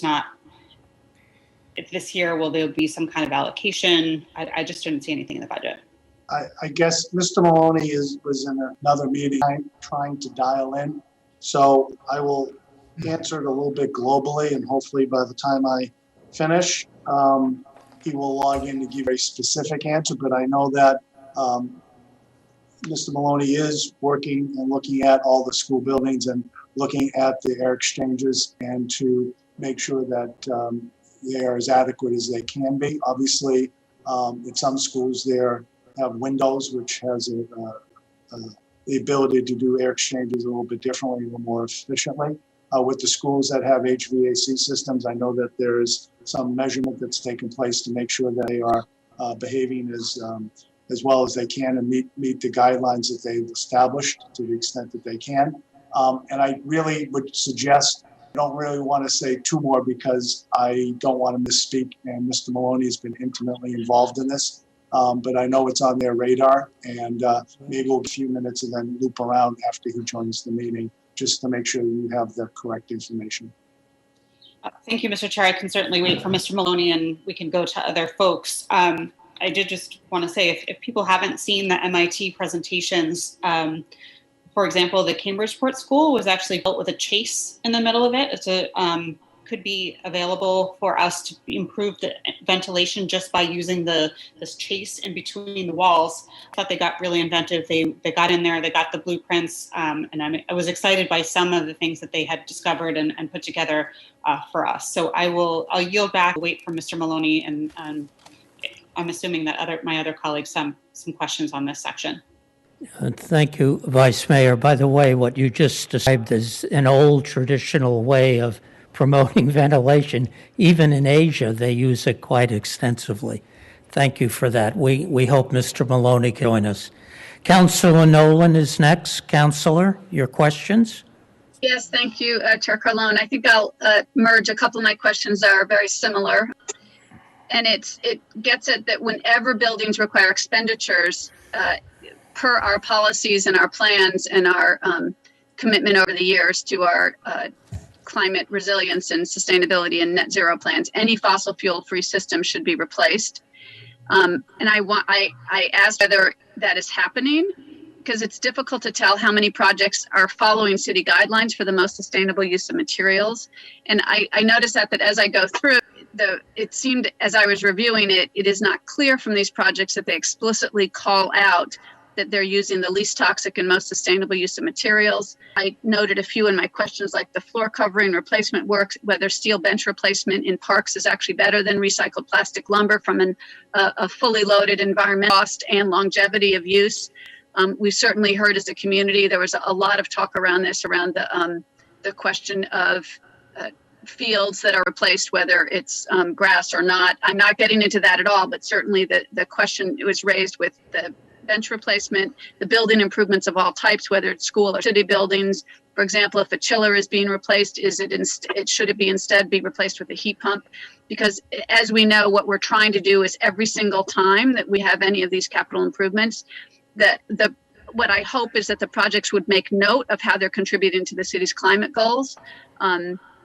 The replacement, the Cambridgeport School. So my overall question is that was not in there. I didn't see it. I hope we're following the policies, but I know we have changed dramatically our policies. That it was the first time ever the school department used not just a low VOC paint, but a no VOC paint, is because I had worked with some people in the community to bring it to us. So I know it's complicated as we change materials, and yet I really want to understand how it is that we can be assured that every single one of these projects is following the guidelines that the city has established over.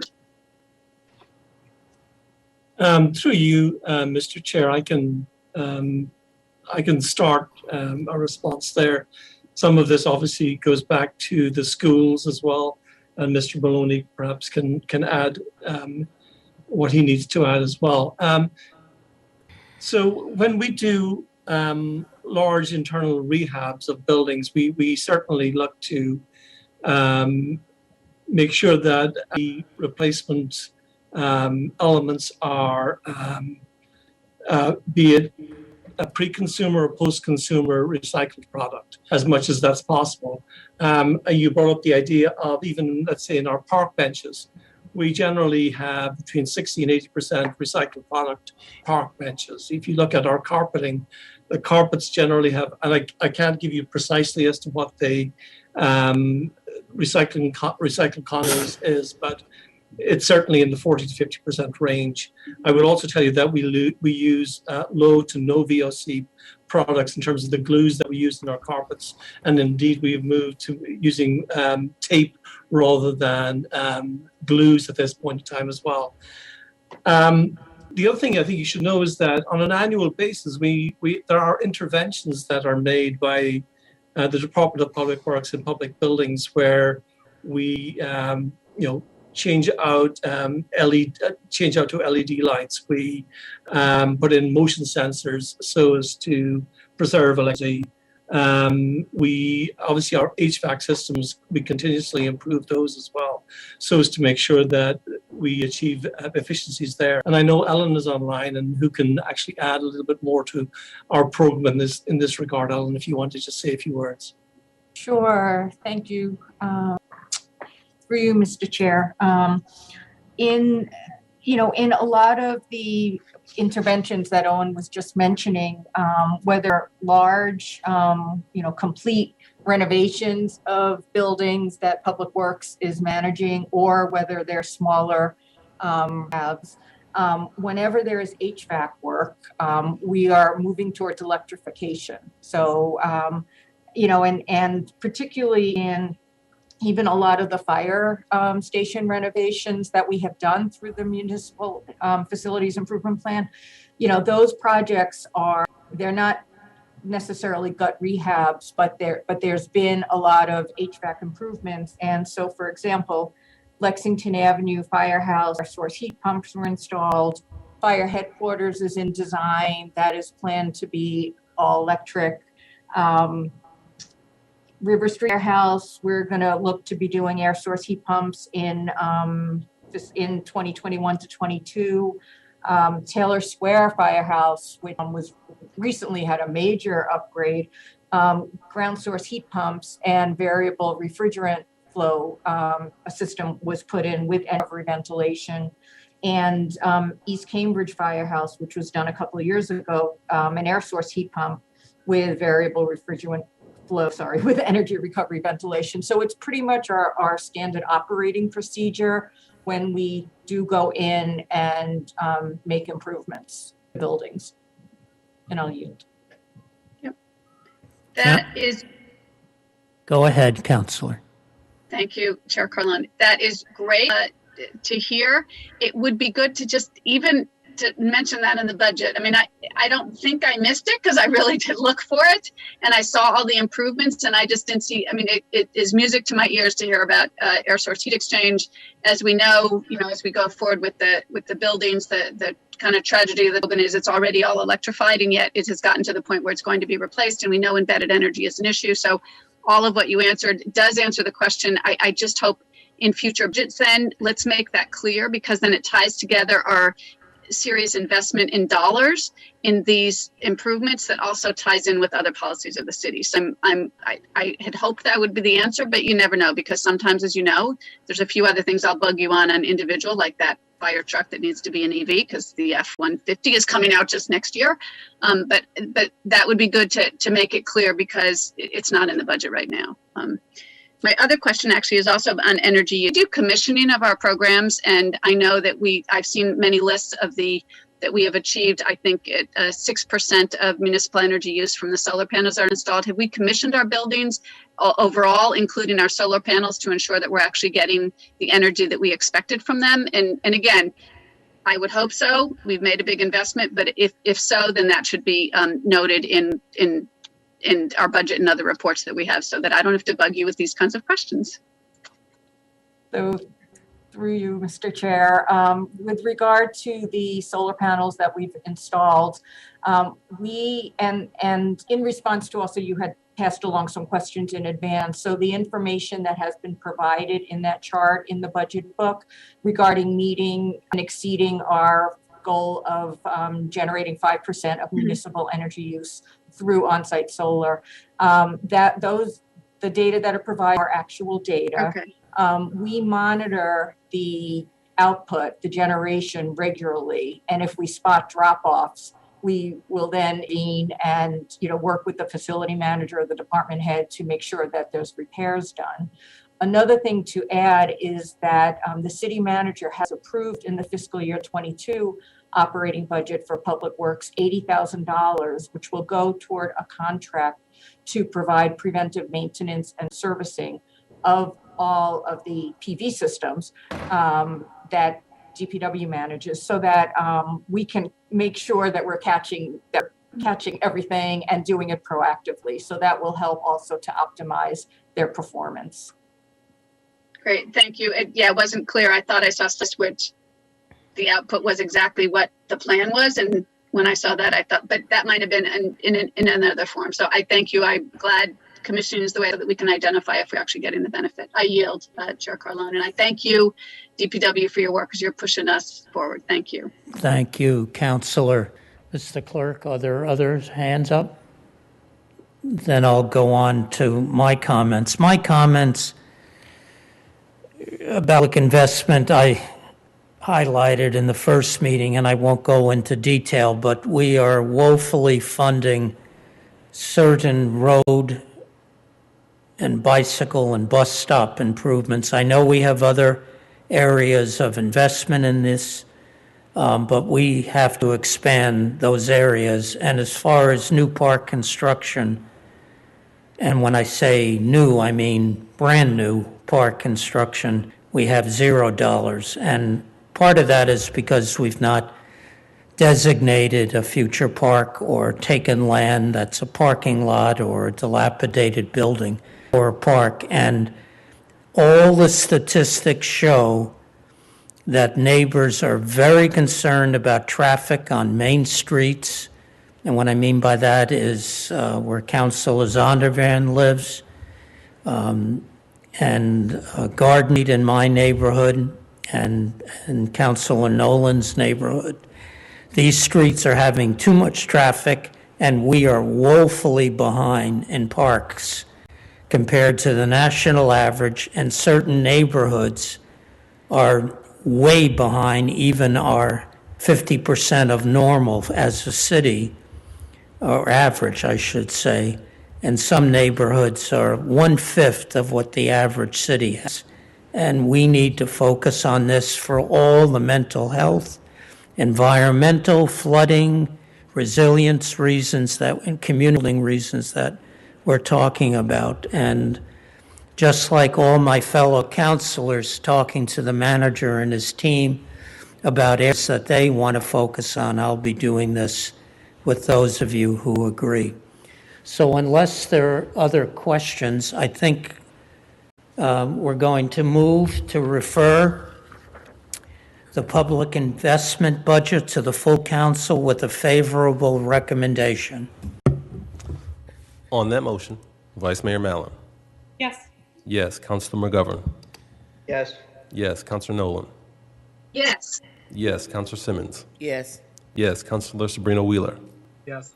Yes. Councilor Toomey. Absent. Councilor Zondervan. Councilor Zondervan.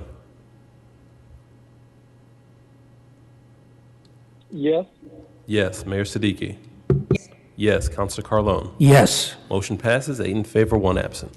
So I'd like to say thank you. Both Co-Chair Simmons and I wish to thank everybody for the attention, for being efficient. We covered a lot of areas and with very good questions, organized questions.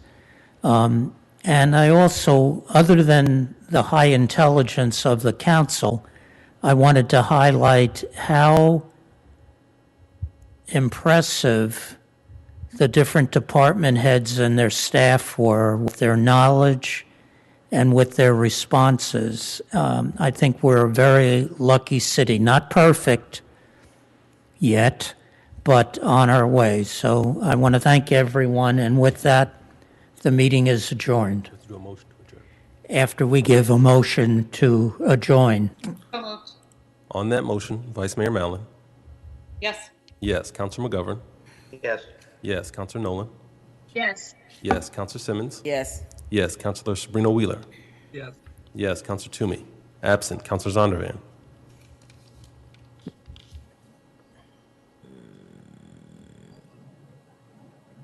Councilor Zondervan. Yes. Yes. Mayor Siddiqui. Yes. Yes. Councilor Carlone. Yes. Motion passes 8 in favor, 1 absent. Have a good day, everyone. Bye.